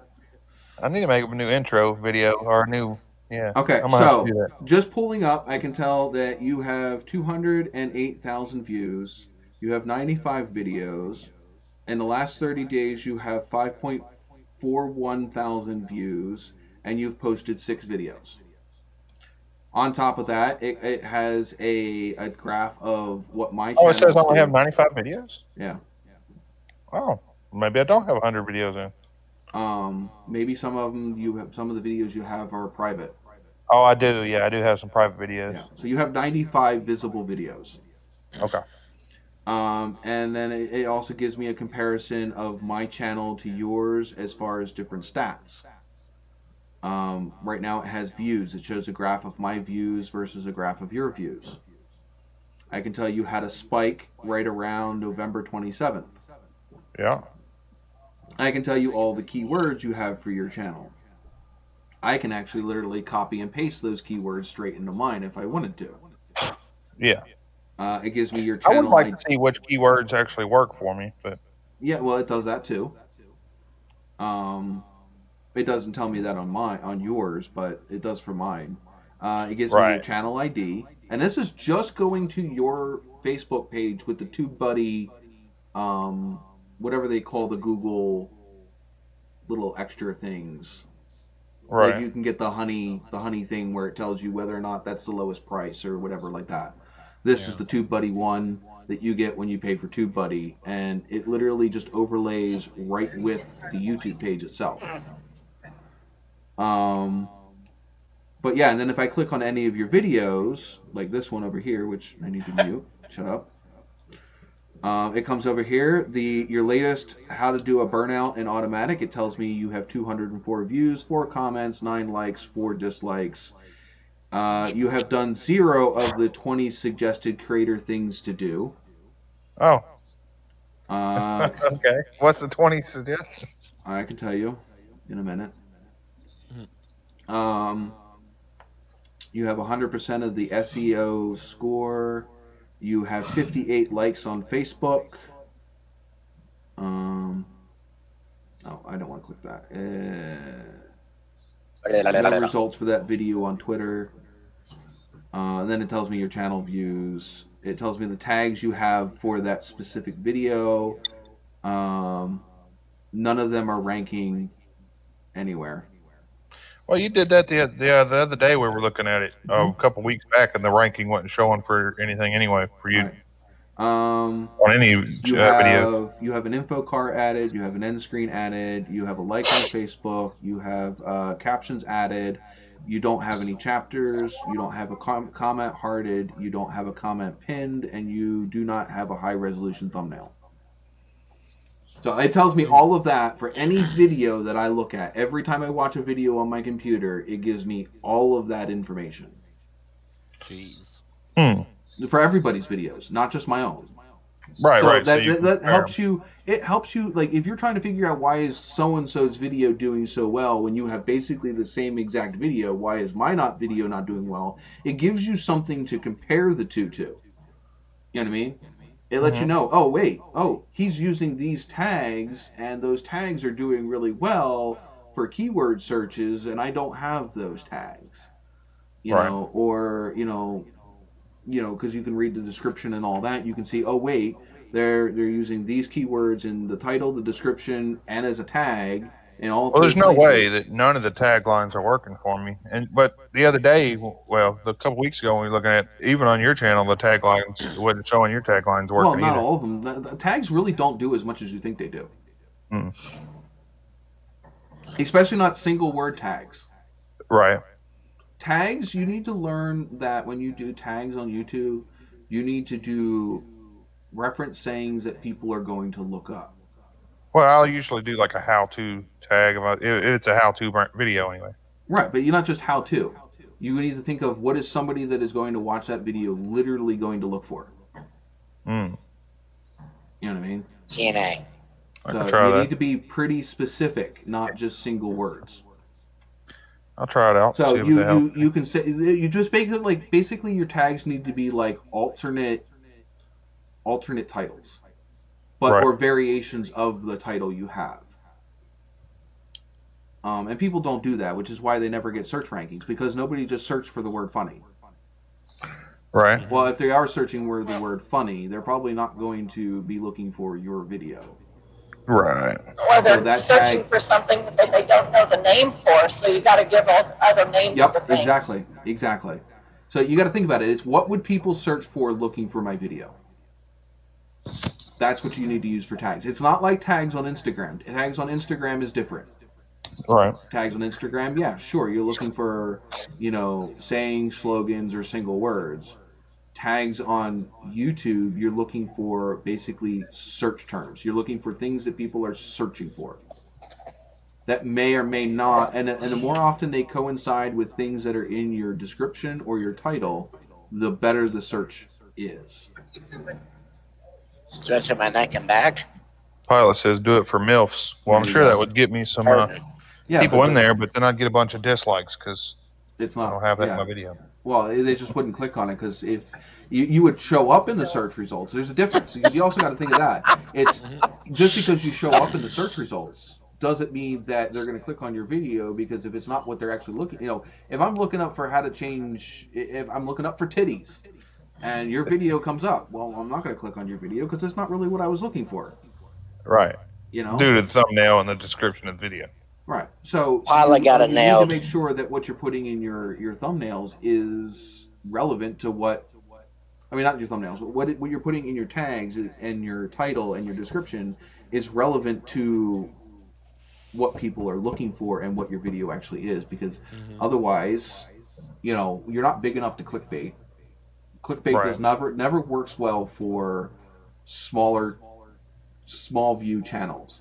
It works better for big channels because it kickstarts that YouTube algorithm for click-through rate.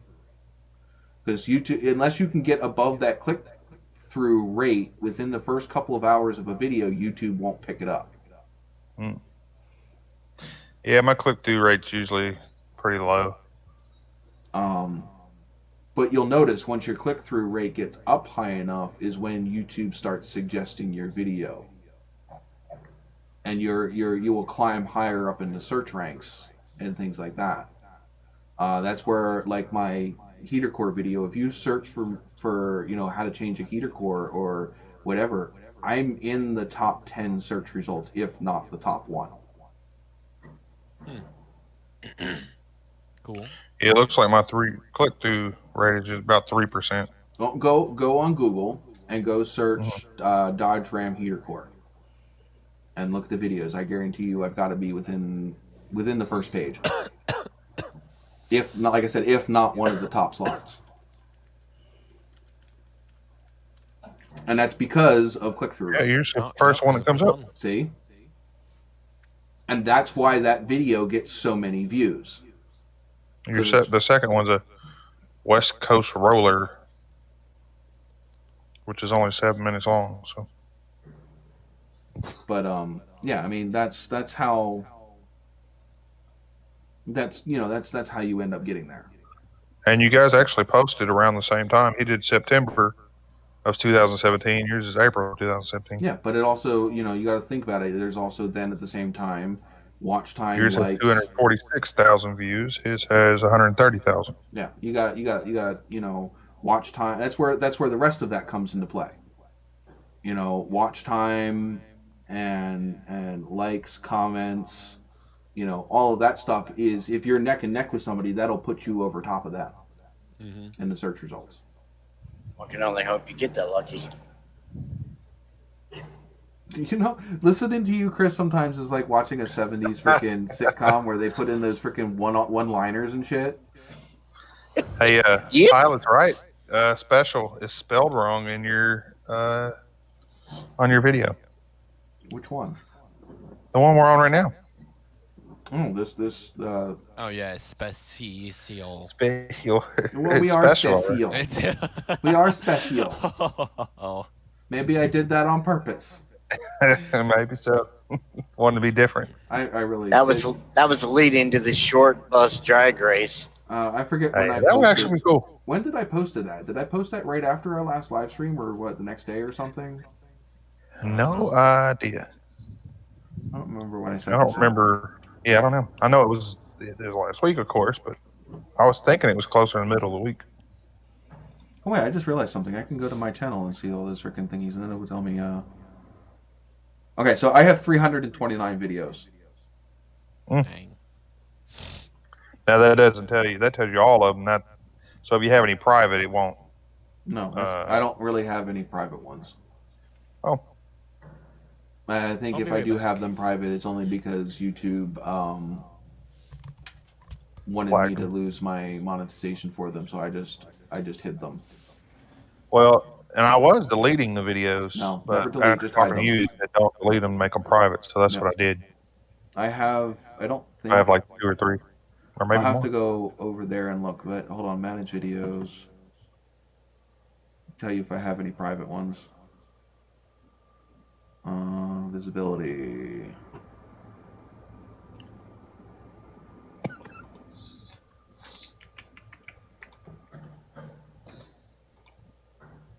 All right, so unlisted and private videos. I have 1. It was a video that had gotten 25 views before I realized that there was something that went wrong with the rendering, and it was either there was a big section of blank where there was no picture, or there was no sound. And so I didn't delete it. I just made it private and fixed it and re-uploaded it. So the video is actually called Failure at the Junkyard. Yeah, it was called Failure at the Junkyard. It was uploaded April 17th, 2019. And I guarantee you that if I go back, there's a re-upload of that same video.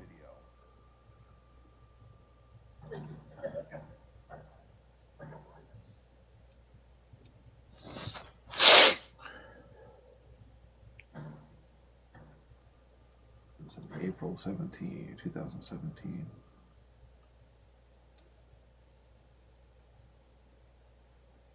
Oh, maybe I didn't.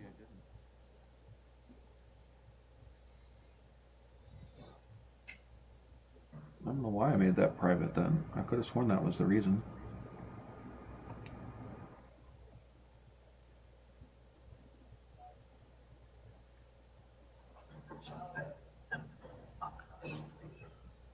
I'm sure Maybe there you is got a to reason. tell them, get my ass in hot water. Yeah, I'll have to go back in and go look at that video and go see why I freaking made it private. Oh boy, look at me now. I just do myself, pilot. Don't What'd you get do? carried away in the conversation because it's Miss Forming over there typing underneath my thing. I'm not in there. You, I'm getting close to you now. I can always just knock your ass down again. Don't do that. Gambling. I gotta be number one now. Gambled too much. I knocked you out. But anyway, yeah. So I have one video that's private. The rest of them I have up. I may have taken the monetization off of a few of them because of copyrighted music in them. Mm-hmm. Because there was no way I was taking them down, re-editing them when they were that fucking old. Because when I put the videos up, they didn't have those rolls. So like some of them are cruises where we're just cruising in the car and the radio's playing. Mm-hmm. Because didn't think anything of it at that time. Well, yeah, it didn't matter at that time. My first two videos were 2009. So yeah, it's like if you look, any of my videos made after whenever that happened, none of them have copyright on them.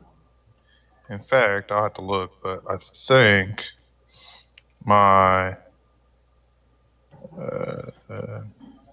because I started using ad-free music at that point. So yeah, the last video that isn't eligible is my ride home raw unedited because it's got a copyright claim on it. And that was from 2014.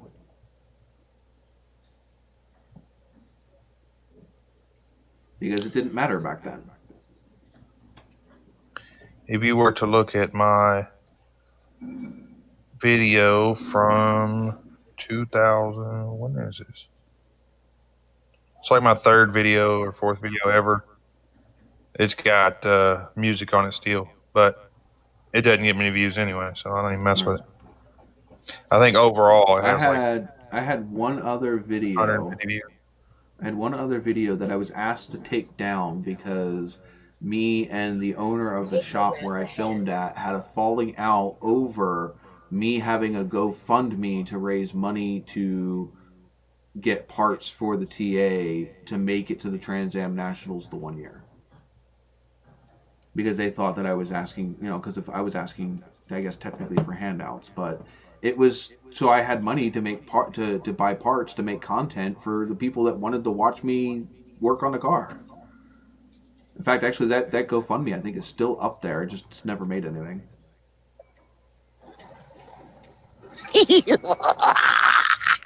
Chris remembers that, I think. That argument when I had with that certain couple with the freaking pink TA. Oh yeah. Oh my God, they got nasty. They were. I have loads of screenshotted text messages and everything else. I had to go back all the way back to where they gave me permission to film at their property to prove that you gave me permission to film. So you can't take that back after I filmed it. Right. It's been published for freaking a year and a half now. You didn't have a freaking issue with it until I put up a GoFundMe, and then you got freaking butthurt. And the thing is like, it's only the very end of that video that shows their shop. So the very end of that video that shows their shop, and it's him that's walking around, that's telling me about the vehicles. You'd have thought you were trying to raffle off his left nut and her right butt cheek. Yeah, I know. It's like freaking. It had nothing to do with them. I posted the GoFundMe to the Trans Am. I'm like, gee, Somebody's jealous they didn't get a kiss. Listen to this crap. Yeah, because their whole thing was, oh, I paid for everything that I put into my cars and da. Yeah, this is a person that has their own business, a 5-bay garage. And, you know, they have a whole freaking, you know, steel building garage and everything else with lifts and a paint, you know what I mean? They have everything.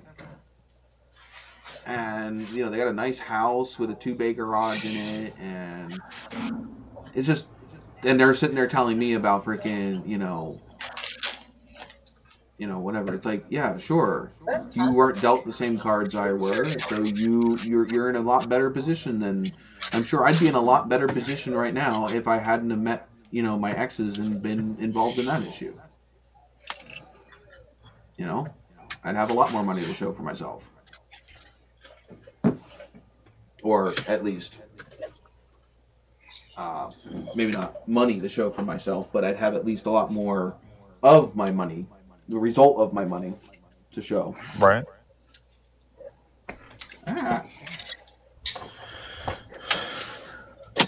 Well, are you going to do another show next week? Or is this going to be the last one for the year? There we go. I mean, geez, when I first met my first baby mama, I was making $1,000 paychecks at 24 years old. Every about, I think it was every week or so. $1,000 a week? That's really good. Yeah, it was, well, I had $1,000 in the bank account at any given time. At 24, let's see, I would have been, I think at 24 I was in Iraq, and I was making maybe $500 a paycheck. Yeah. Well, like, and I had, you know, I had my own. I rented my own house. I had a two bedroom home. I had my Nova. That was my car. That was my daily driver. You know, I was working 3 to 11 every Monday through Friday. Mm-hmm. You know, I had a decent little thing going on. You know, I was perfectly content doing what I was doing. Pilot said he gave an entire house to someone he didn't like. Yeah, that's exactly what happens. But you know, between her and 2 other exes, I've lost everything I've had about 4 or 5 times now, and had to completely start over every time. Well, it looks like you got a little smarter and got a good one. Yeah, I definitely have a very good one right now, and you know, we irritate each other every once in a while, but I think that's pretty normal. Of course. Now, did you get smarter, or did you just get lucky? I think I got lucky. Oh, okay. I mean, you can't teach a dog new tricks. Right. We just found somebody with better intentions.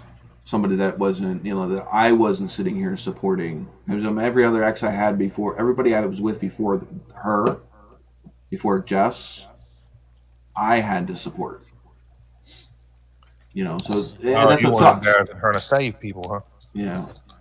But yeah, so it sucks. You know, you go through all of that. You support somebody for so many years, and then they turn around and take you for everything you got.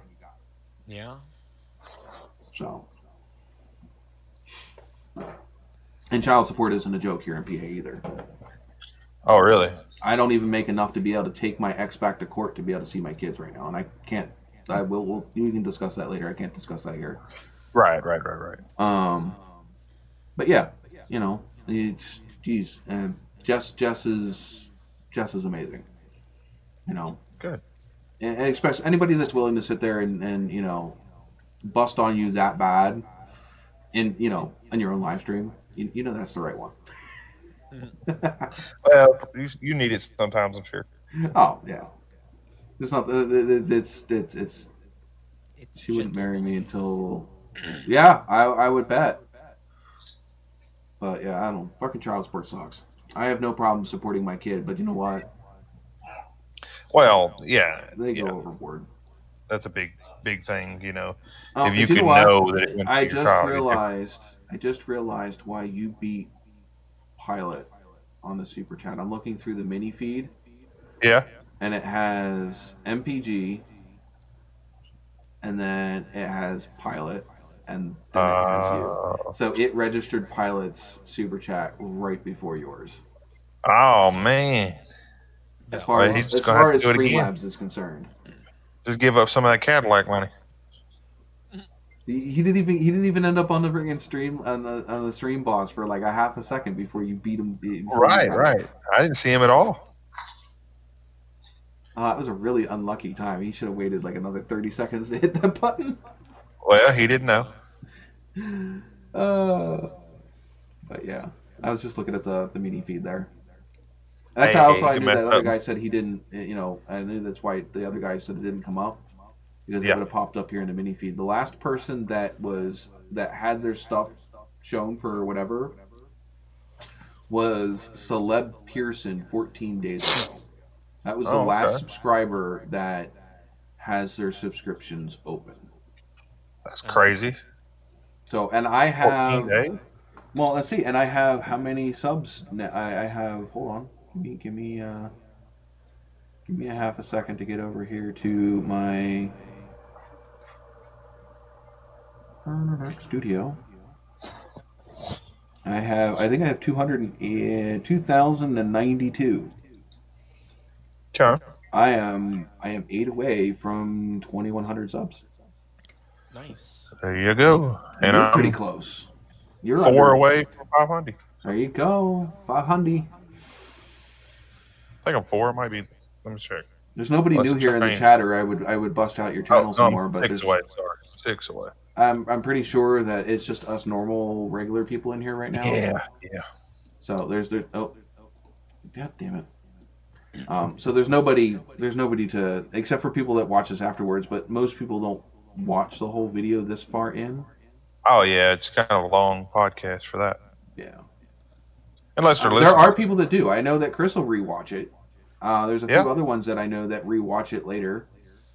Well, I know they're all regulars. They're all regulars. Down the road. Yeah, they're regulars. They're ones that watch it religiously anyway. They just don't always join it the night that I put it out. I'll get a comment down. Like I'll know that they watch it because I'll get a comment down below. You know, and it's always the same people, which is great. There's nothing wrong with that. I didn't want to make it sound like it was, but yeah, it's like I know that someone was supporting it because, you know. The sad thing is I support a lot of channels, but the problem is because I watch a lot of my stuff on Xbox, you know, I don't always leave a comment because you know. Well, that's like us. We watch a lot of stuff on our smart TV, and if I want to leave a comment, I'll pick up my phone and I'll go and leave a comment. It's when I left the comment on your video the other day. I was watching it on my TV, and I was like, "Oh, he's that close." Yeah, and then I checked my thing, and oh yeah, he really is that close. And it's like, oh, I got to leave my comment, you know. So yeah, I mean, but most of the time, yeah, I'm silent. I don't normally post, but I mean, that's not also one of the good things you can do for boosting your own channel is being regular and active in other people's, because it's not necessarily the person that you're watching that picks up on that. But let's say there's other subscribers that watch the same channel you're watching, and they see that you're commenting regularly. They're more likely to go and check out your... I've thought about doing that, like going on like Send It Steve, well, probably like Junkyard Digs or something. Be like, hey, I'm kind of doing this stuff too. But what you got to do is, you know, you post relevant, intelligent comments. Well, Junkyard Digs might be way too big too then, because I think he's just a little bit bigger than Send It Steve. It only depends on how active their comments are. Oh yeah, well he gets. And the thing is it may not be, because the thing is what it is you need to be able to leave a comment that doesn't get buried.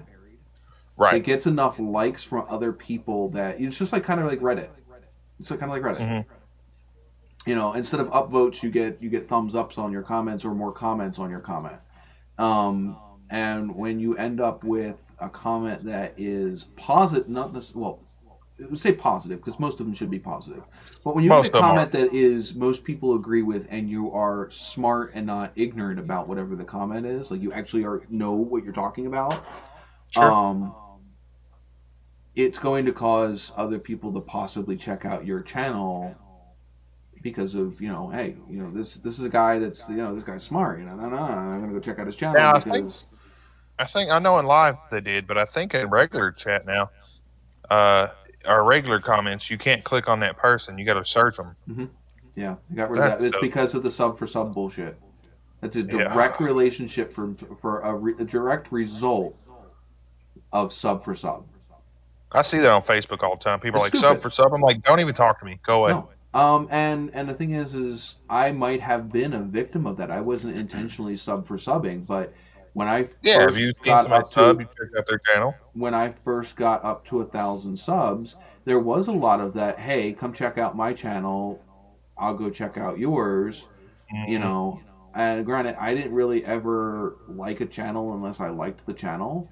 But there are a lot of channels. But a lot of people don't. A lot of people like it just to like it, and then they'll go back later and unlike it. And it's like, sub for sub's stupid anyway because of that. Yeah, but then you got all these channels that you don't even watch. It's an inflation. It inflates your channel, and the problem is all it does is hurt because you get a bunch of subs, but there's nobody's watching. And no, I don't have that problem, but I do have that problem. If you look at how many views my normal vlogs, so a video that's not specifically a how-to or whatever, just my normal updates on working on the cars, and you look at how many views those videos get on average, I guarantee you none of them top above 200. I have 2,000 Yeah, that's subs. about mine. I probably get I have 300 to 400 views. Okay, but you have 300 to 400 views with 500 subs. Oh yeah, I guess that makes sense. And yeah, I'm getting 200 views with 2,000 subs. You see how that's worse? Yeah, I see. There's a big difference. I got what you're saying. I mean, I'm not overly worried about it, but that is what happens when you have people that sub to your channel. Well, and that's why you kind of have to do these live streams, right, to keep your watch time up then. Yeah, I do these live streams it's not just that. I mean, I do it also for myself, for my own morale. Well, I'm not saying you don't do it because you want to. I'm saying you kind of have to do it before that. I did it because I realized when I wasn't putting out videos regularly that it was causing other things to drop, including my videos that were popular. Oh, you were losing in the algorithms then? Yes. I was getting hurt with the algorithm, so I had to start posting regularly so that way I stayed relevant.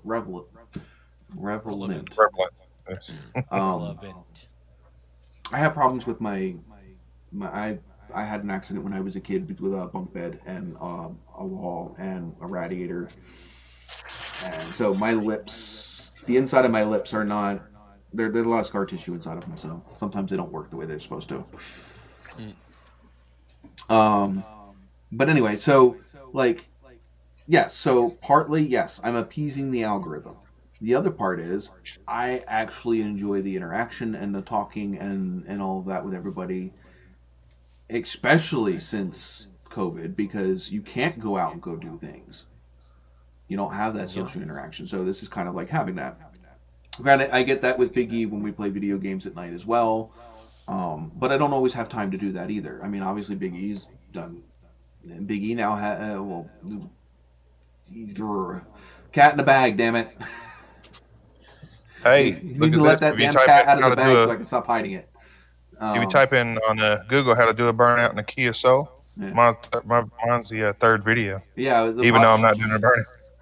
Right, but the other problem is the thing is you've got to watch, because if you're doing that on a non-cognito tab, if you're doing that or whatever, it's going to take. You're not going to get the same result somebody else is. Well, I'm sure not that many people are trying to do a burnout in Kia Soul. Right. Well, here, let me do a quick search and see what I get. I'm going to open up an incognito tab.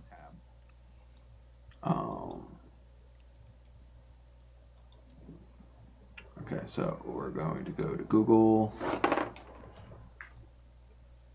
So by opening up the incognito tab, it's not going to use any of my cookies and stuff that I searched for. Well, my last how to do a burnout video, the one that's like my original video ever uploaded, used to be #1 for the longest, and then now I don't even see it on the list. So, and that's why it had like 68,000 views, and now it gets like 100 a year. Okay, if I literally just search how to do a burnout in a Kia. Mm-hmm. Comes with like stingers.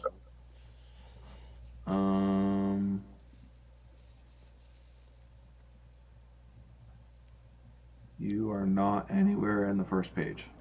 Yeah, it's all stingers and stuff. You'd have to put Kia Soul.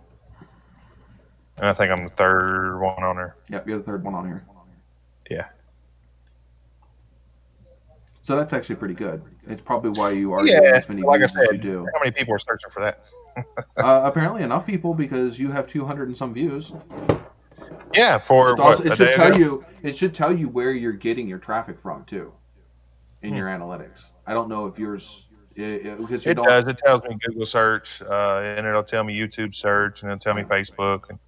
It should also tell you what your search terms are, what people are actually searching to get to your video. It does. Yep. So it should tell you. And that's what I'll have to go back through and redo a lot of my videos on to get the search terms to where I want them on it. Yeah. So that way you're actually getting people that are looking for your video, that they actually click it and watch it. Because the problem is you can get searched a lot, but if it's not if it's not what somebody's looking for, they may even go as far as to click the video, and as soon as they get into it, realize it's not what they're looking for and leave, and that actually hurts your search.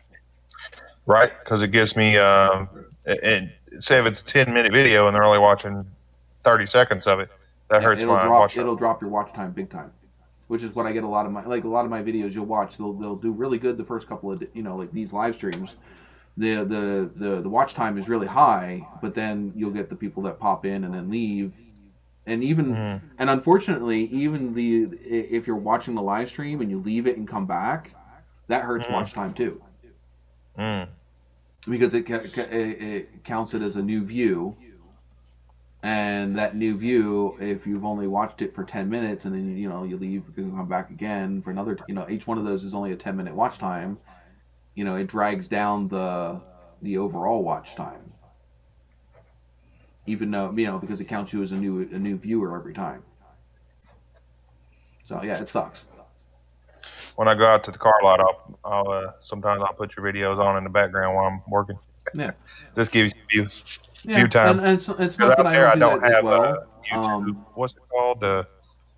Premium. I don't have YouTube Premium out there, so it doesn't. It actually has commercials and stuff. Yeah, I mean, it's not that Premium is necessarily bad. It's just I've never gotten enough revenue. I've never gotten as much revenue off of Premium as I do people that actually watch the ads. And the other thing is, this Premium doesn't drive your ad rates. Right, of course.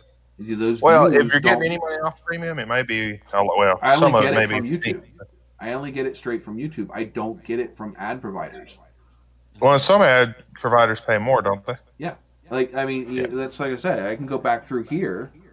So, but with Premium, it's a flat rate. You're getting this amount no matter what. Exactly. So if I go back through here and I go to monetization, not monetization, I go to analytics, and you go to revenue. I think is that it? No. Yeah, it should be revenue. And then one should be your, I might have to go an individual video.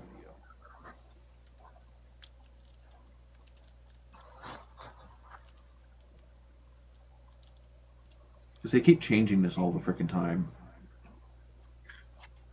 It's definitely under revenue. There used to be is it advanced mode? It's advanced mode. So if we want to go to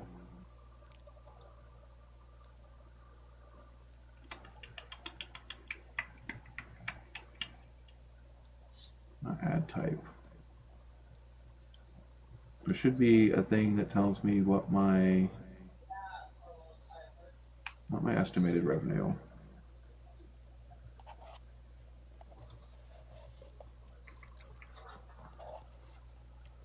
I don't know where to find it now, but it should tell you what your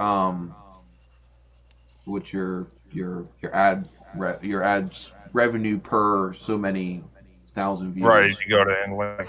Of course, mine always says zeros, but so you went to analytics and you scrolled over on Studio app anyway, and you scroll over to revenue.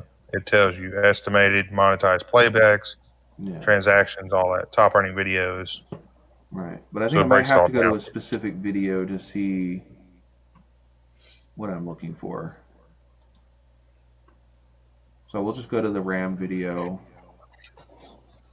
Go to revenue. Oh, there it is. RPM.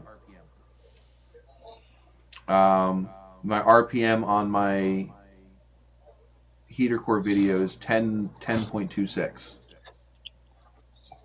So that's for every so many views I get.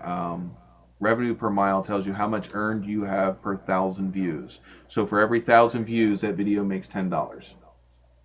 So well, that's pretty good for 1,000 views. So if you go to lifetime, what is your best watch time minutes video? So if I'm clicking lifetime, and you want to know my best average view duration, you mean? No, your best watch time minutes. What's that under? If you're in analytics and you go down, it says top videos. Right. It usually ranks it in like 28 days, but you click it to lifetime. Yeah. It should pop up your best watch time minutes. I got average view duration and views. Oh, you're on a specific video then. Huh? No. I was saying your analytics. It's overall channel. Click lifetime. Hold on. Let me go over here. I'm on the app, of course. Okay. I had to go to the advanced menu. Yeah, but he's got 4 empty spots trying to get into. Do what? Oh, I had to go to the advanced menu. Party house. So watch time hours, you're saying? Or minutes, whichever Huge breaks it party out. house. Mine's at hours because minutes would be ridiculously stupid. It would be the heater core. I have 1,000. I have 17,177 watch time hours. Turn right on Prospector Drive, then take the first right. So I mean, if you want to times that by 60, you'll get how many minutes I have. Right. So that's the best video you have then, as far as watch time. Nice. The next one down. So that one's 17,000 hours. The next one down is 3,000 hours. Oh wow, pretty big difference. That's in the hours I'm getting on my videos. I got one that's like 28 or 2,800 hours. 2,800 hours? Yeah. What video is that, and how many views does it have? Let's go back and look at it. I don't think it's hours. Turn left on I-80 West. Because you got to think that that heater core video is really freaking kicking, and I don't have 28. And not in its lifetime. You said you have 17,000 hours. You said. In its lifetime. Yeah, that's what I'm saying, lifetime. Yeah, but that's still, I have 246,000 views on that video. Yeah, let's see how many views I have on this video. 49,000 views, and this one has 68,000 views.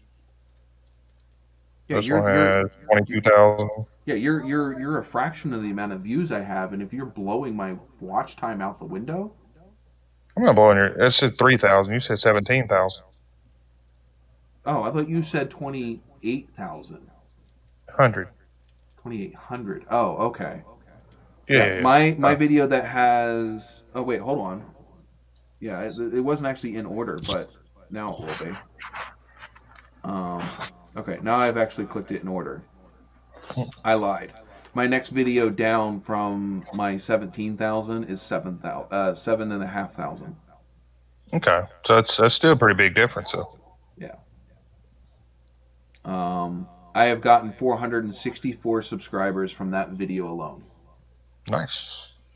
The next video down has gotten 211 subscribers. I have made $1,359 off of that one video in its lifetime. Nice. for a $35 heater core.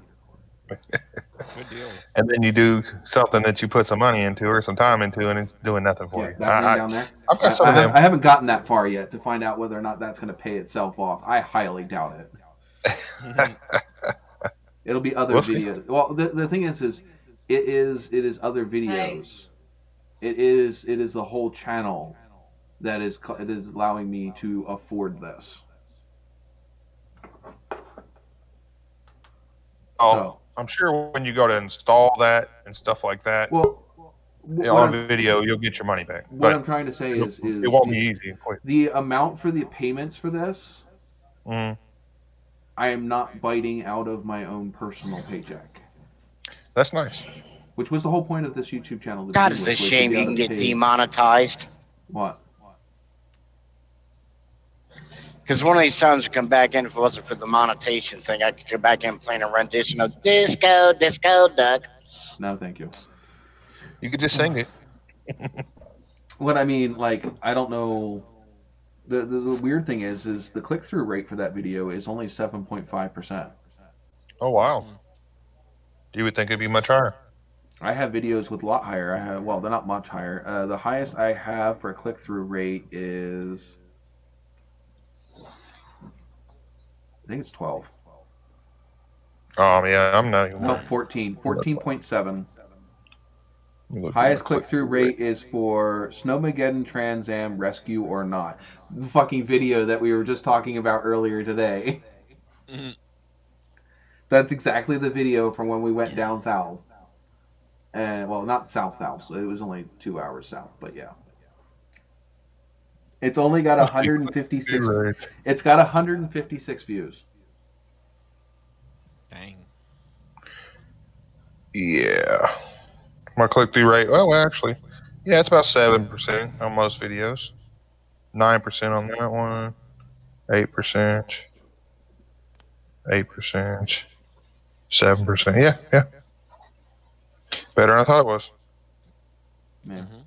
Mm-hmm. But yeah, if I click on a specific video, it's the only place I can find my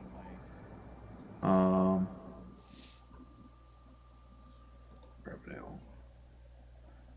The windshield wiper video has a RPM of 6.73. Let's see, what's CPM? CPM is playback base cost per mile. Lets you know how much advertisers paid per 1,000 monetized playbacks. RPM means calculate your estimated revenue is divided by your total views in the same time period. Okay, so yeah, so my CPM is 10 something for this video, but what I earned was 6 something. If I go back to the other video, the truck one. So the CPM for that video is 13.47. And its RPM, which is what I got, which is what I actually earn, is 10.26 per 1,000. The funny thing is the average YouTuber's CPM that Social Blade goes off of is 4. Oh, wow. So whenever you look at Social Blades, like how much people make, if you've ever looked that stuff up, they base that off of a $4 CPM. Mm-hmm. So that's $4 per every 1,000 views. So you got to think about it. Like my channel, my CPM is way higher than $4. Yeah. So yeah, because my channel CPM, so my overall channel CPM is 7.7. Mm-hmm. Freaking disco dancing up here on the screen. Everybody popping in and out. So yeah, so my That's what I said. It's a shame that you'd get demonetized for music, because as many times we're bouncing in and out, it'd be just I know, you guys are appropriate to playing come back hot in potato. playing Disco Duck one time. or hot potato or musical chairs. It's just the freaking screens are bouncing Yeah. all over the place. Yeah, or better yet. In Other light of the than fact that I time deal and with all camera these costs, retards why would driving this cost cars, you any money? Pilot, staying I don't. alive. Hold on, Chris. Pilot, I don't know if you know how much actually goes into making YouTube videos. Go back on. Any parts that I put in my vehicles cost me money. The camera equipment, tripods, batteries, cameras, all of that stuff. You know, bags to carry your Computer stuff programs in, to make the video. computer programs. The But computer as far as itself. car parts and stuff, you were doing it anyway. It's not. No, I mean, not for really. me anyway, when I do it. Well, but Oh, it you do depends. specific videos? It depends. Like, you know, there's some things I wouldn't be doing if I didn't like. What? Ow! I keep ripping that out of my ear. Oh. Music licensing agreements to be able to use music in your videos. Well, yep, that's it. Well, like I said, I could go through and I could do a video of costs of how much this cost. Would I have gotten this if I was not making YouTube videos? No. Really? I guess so far I haven't bought anything. Okay, for how much this costs, I wouldn't have bought this. I would have suffered with a carburetor. Yeah, I was making noise on it. Now, I could not afford to buy this if I wasn't doing YouTube videos. if you was to put a monetary value on your time from the first concept of a content video, setting up, recording all the video, and then all the editing to the point where you render it and upload it ready to watch. Well, you got to think about it. Definitely not worth the time then. Right, you got to think about it. Most So of my you gotta have fun with it. most of my videos that I put up are either one day or at most 2 or 3 days in one video. Very rarely will you see me make a video where it spans more than 2 or 3 days. Well, most of your videos that I've seen so far are for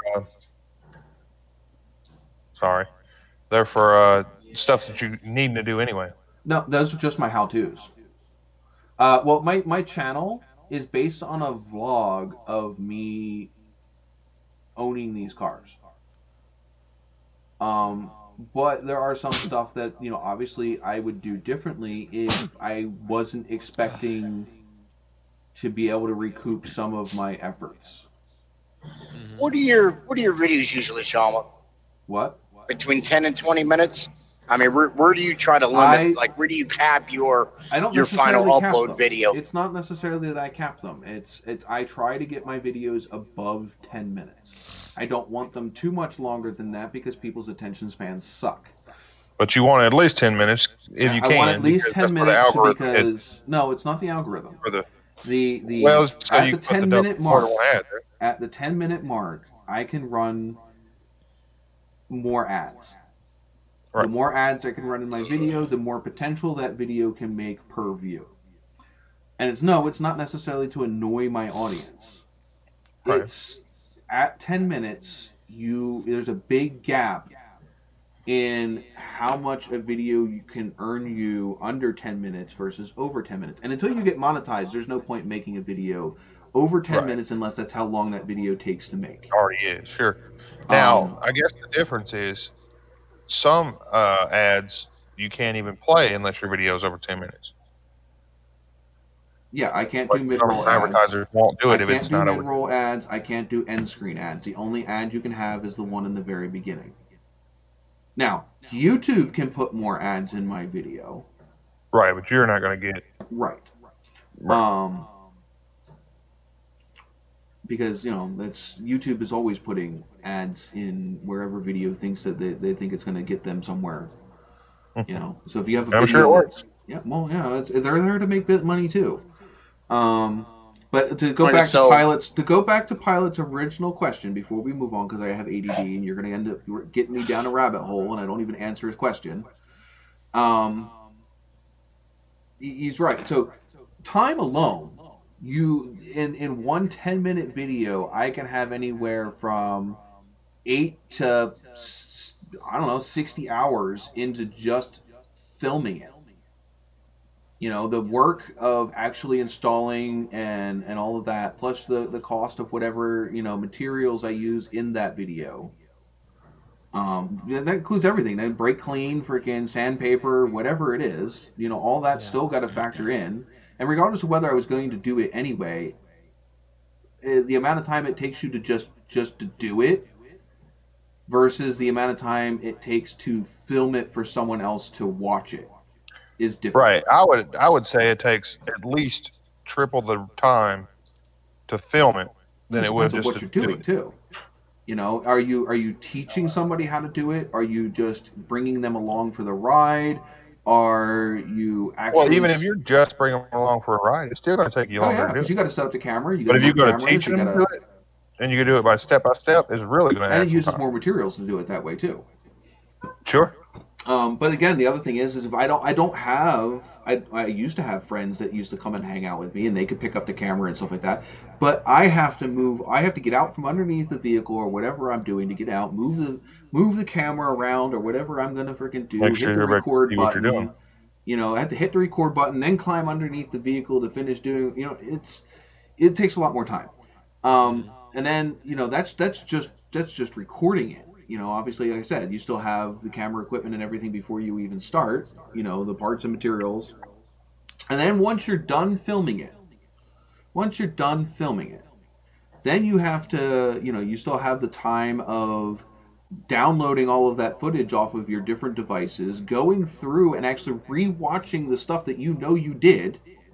Because you can tell the YouTubers that don't do that. Send It Steve does not always go through his videos and rewatch his content before he splices his stuff together. You can tell, especially when he's doing the once and twice a week.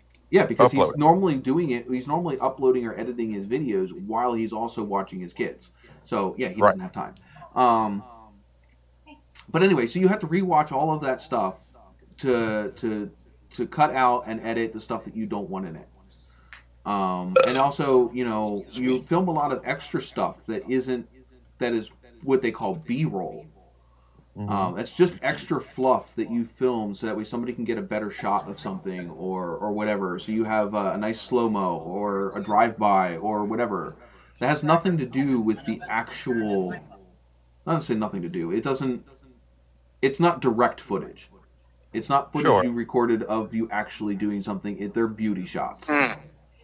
And again, you have to edit all that stuff together, but you have to pay for, you know, the software, and depending on what software you're using, like Adobe Premiere, that's like a freaking it's almost like over $1,000 a year program.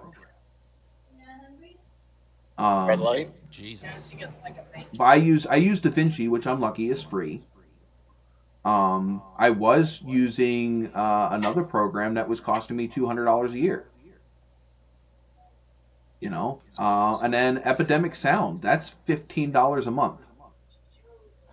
So that's $15 a month, and technically I haven't used that in how long because I haven't put out a video with music. Right. You might want to cancel that for a little bit. No, because I'm going to start putting out videos again. There's no point in canceling it because canceling it, I have to have it back up and running before I can use any of their music I have downloaded on my computer. Sure. You know, and technically it is still paying for itself because I used music and videos that are making me money. Okay, so yeah, there's subscriptions to sounds, there's subscriptions to some depends on what it is. Sometimes you'll have video subscriptions for video clips. There was one that I almost joined that was B-roll clips. You know, flybys over. You know, I could do all kinds of stuff. It has like flybys over cities and time lapses of freaking traffic. All kinds of just B-roll stuff that movie makers use in their videos. They don't always film everything. Sometimes they pay for footage. Sure. But there's all that stuff. I mean, God forbid I got a drone. You know, those things are expensive. Oh yeah. You know.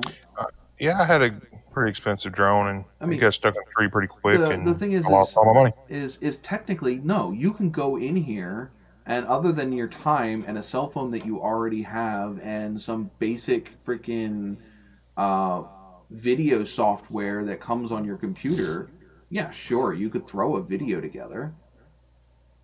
But if you do this for any given amount of time, you're going to get really frustrated with doing that because you're not going to be able to do certain things that you want to do to make something look cool.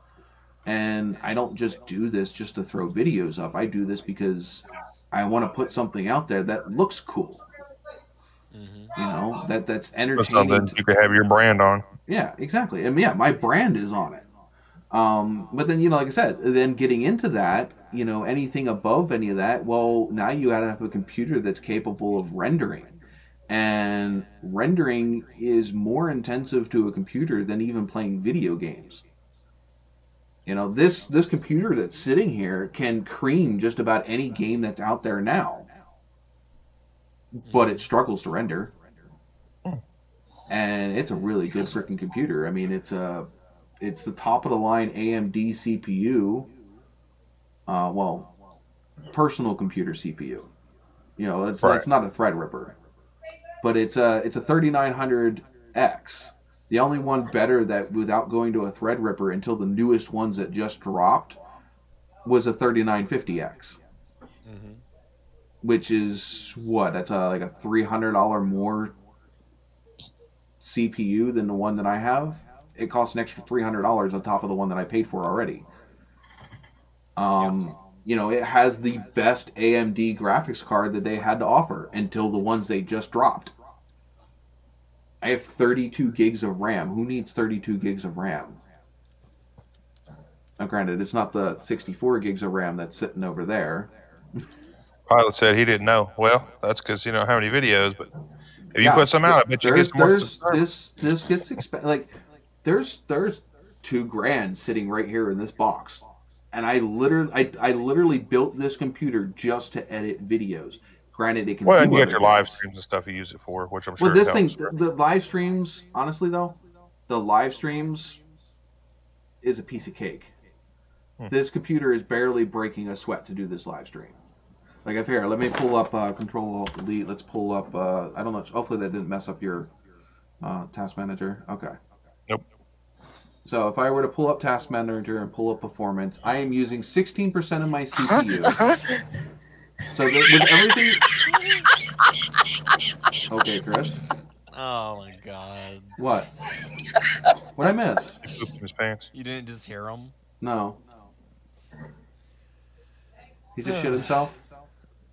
No. Oh.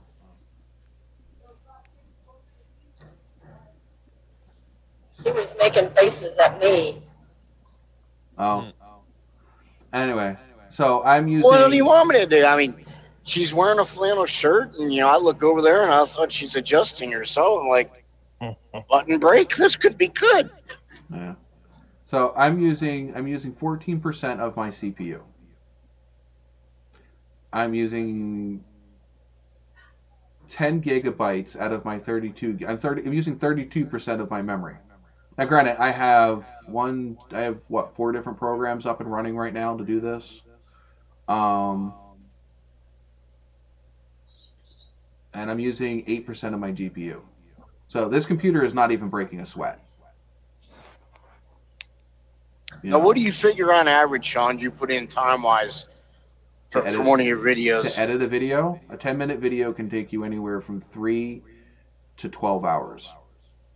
Like, what do you normally end up? I mean, you've got to have an average on the stuff that you do by now with all the videos that you've done. Probably around 6 hours from first uploading the clips to finalizing music and extra sound effects and stuff. Because, you know, that's the other thing is you can watch a video, right? And you don't even really think about it, but a lot of the sounds that you hear in some of the better videos aren't what was added in. Yeah, they're not actually what. If you ever watch a channel called the Slow Mo Guys, yes, they do all of those real slow motion, like, you know, paint effects and all of this other stuff.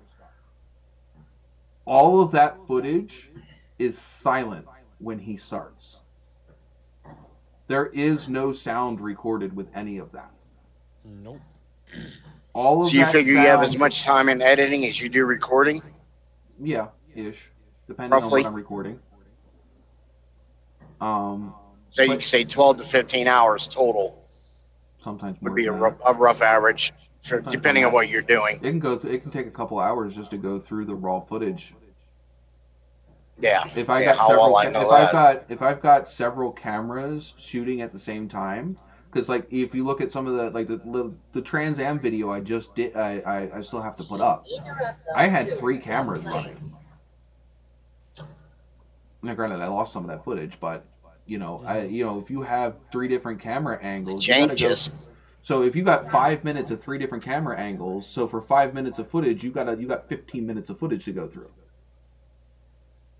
And that's for only 5 minutes. Exactly.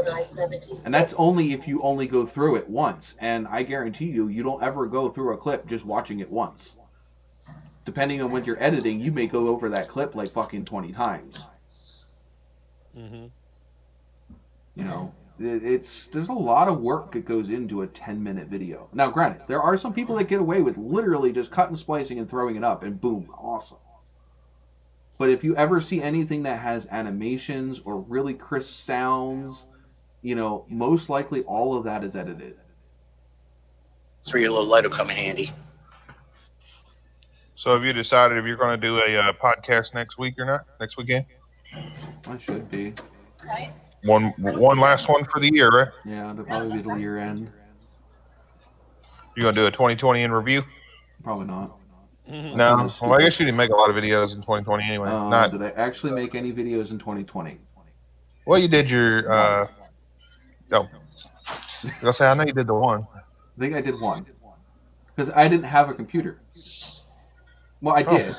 If you remember correctly, at the beginning of the year, when I first built this, it had the Ryzen 5 2600, which is a 6-core processor.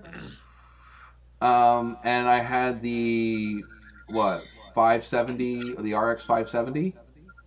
Mm-hmm. That computer couldn't even boot up. It couldn't even boot up my editing software. So I lie. It would boot up, and as soon as I put more than 2 pieces of footage in and tried to edit it, it would lock up. So yeah, I mean, I just and with learning this new software and everything else, I didn't have time, and the computer kept locking up. I got frustrated, and I didn't do it. Mm-hmm. I just got frustrated with it. It wasn't fun, and yeah, Pilot. This doesn't. I mean, granted, I'm at the point to where I'm making some money, but you don't get into this because you're looking to make a lot of money. Because at first, you're not going to be making. You're going to be spending more money than you make, and the learning curve is really, really, really steep once you get out of the starting gate. I mean, Chris has got a couple videos up, and I know Miss Formy does some of the editing, and they're at the starting gate. It's not too hard to cut a video and butt up another piece of video up to it. When you get into beyond that to where you start doing fades in and out of scenes or adding in sound effects or music or anything like that, the learning curve gets a lot steeper. And there's a lot more to it. So yeah, I mean, it doesn't cost much to get into, but to get to, just like anything else, once you start trying to be more specific and more... To the point where they're doing it. So at what point are you going to decide, or if you ever will decide, that you're going to want one of the fancy cameras or whatever? Like with the big microphones on and stuff? Well, the thing is I had one. Mm-hmm. I had a Sony Handycam. Mm-hmm. What was it? A 520 something. It had night vision, 1080p. I mean, this was 2015. Mm-hmm. That camera was $1,300 new. Dang. I paid $600 for that camera. It was a couple years old when I got it. Mm-hmm. But it had a 500 gig hard drive built into it. So none of those flash. I mean, you could put the little micro SD cards and stuff in it, but it held 500 gigs of raw footage, which is plenty. Well, yeah, you're taking it on and I off. could record like 48 hours worth of footage on that camera without having to swap out a memory card. Yeah, that's nice. At 1080p. Mm-hmm. It had night vision. If you go back to some of my videos, I had it. I had it all the way up to Thanksgiving of 2015. The day after Thanksgiving is the day I lost that camera. But yeah, so I had a decent camera. I had a pretty boss-ass computer at that time. Big E was there when I built it. Yeah. That computer could walk circles around computers. I mean, granted, that computer, geez, that computer could blow a snot ball at this computer. And then she happened. Yes. But anyway, so I lost everything at that time. I had 2 GoPros. I had that big camera. You thought Barb was bad? His fucking ex is. But yeah, so I lost everything, and I'm just now getting stuff back. I mean, I don't even know where that camera is. I think it's in my bag. I don't have a full GoPro right now. I have a knockoff. Close that. Mm-hmm. But I have my cell phones, which are my other cameras. I mean, would I like a dedicated camera? Sure. Dedicated camera also doesn't work well with our industry as far as automotive stuff because they're fragile. Sure. A decent GoPro is actually sometimes better. If I had to choose one camera, if I had to choose to have one camera, actually, I think I would pick my cell phone. Mm-hmm. They're smaller. And Sean still hates us. They're smaller than the big cameras. They take a pretty decent. Especially newer ones, yeah. Yeah, I mean, I freaking the S9 Plus. Oh, so it's 4K and everything, yeah. I have an S5, an S7, and the S9. All of them are 1080p at least. Right. I don't shoot in anything more than 1080p because the file size. Really? What? So, I mean, most people view things in 720, if not smaller than that. So, if I'm recording, I mean, the biggest part is you do kind of want to record the biggest file size possible.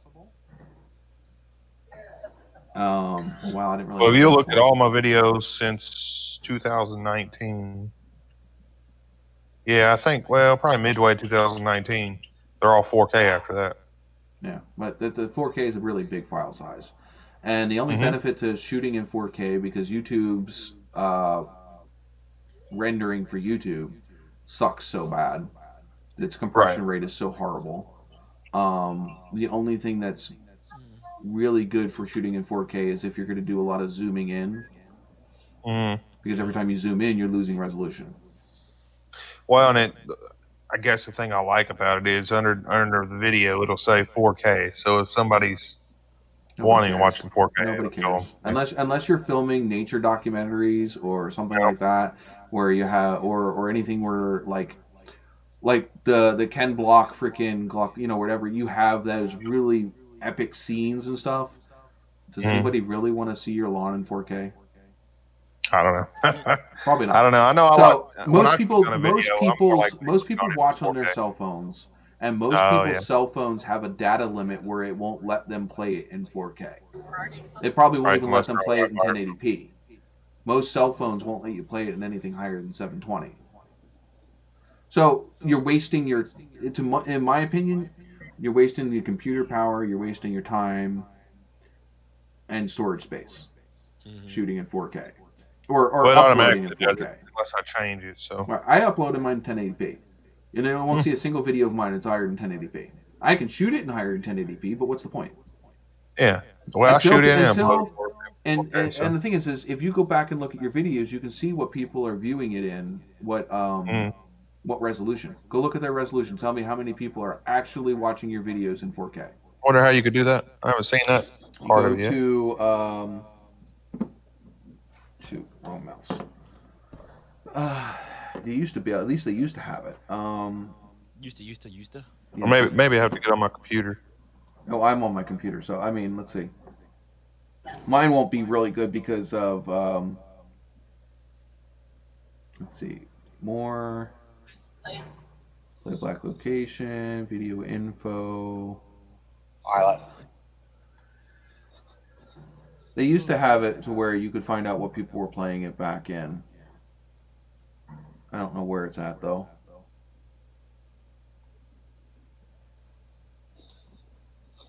Yeah, because I do wonder. I mean, not that I'll change it just because I've already used to doing it in 4K and everything. I probably wouldn't change it, but yeah. Might be under with one of some of these drop-down menus.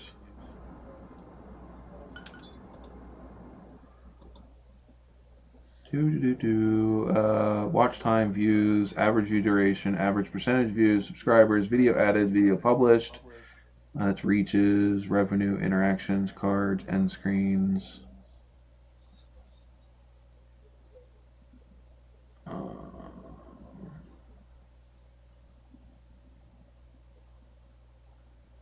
don't know, maybe they got rid of it.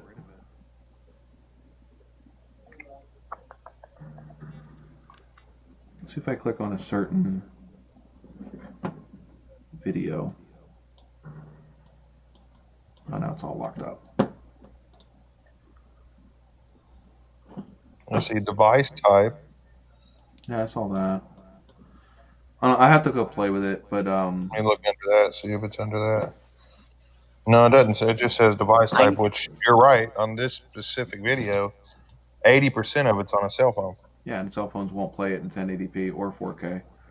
And computers. Unless they're literally connected to a Wi-Fi. I know what I can put on the Christmas list to go back to the man wish list for Christmas. Oh, what's that? A charging cord to charge the drone so we can finally be able to use it. Oh, there you go.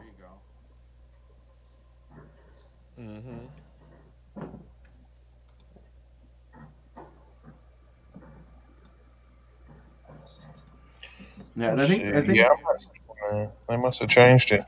I'll have to go look for it. But yeah, they used to tell you what resolution people were watching it in. But that was also the old YouTube Studio, so they may have changed it. Love it. Thanks. But anywho, this video is getting definitely long in the teeth, and I do have to get up in the morning and go to work. So I will catch you guys all next week. Obviously, if there isn't a video next week, I'll post I'll post something in the community tab and up on Instagram, letting people know. So, all right, thank you guys for hanging out with me. This was freaking awesome, and can't wait to catch up with you guys next week. Yeah, everybody have a Merry Christmas, and hopefully we will see you next week. Yes, definitely. And, Merry Christmas. I won't say Happy New Year because hopefully we'll see you before. Well, if I don't see you, Happy New Year, but hopefully we'll be back here and we'll be able to have one last hoorah for 2020. Heck yeah. That's right. Everybody have a Merry Christmas. We'll catch y'all later. Have a great week. Stay warm. Stay out of the snow if you're buried in it. If not, stay in and drink beer. Hopefully Big E gets his new car. If you start drinking, don't be driving. But yes, and thank you guys all for came up here and joined me up here on live stream. And as always, it was a pleasure. Thanks for having me. You're welcome. You're welcome here anytime you want, Miss Formie.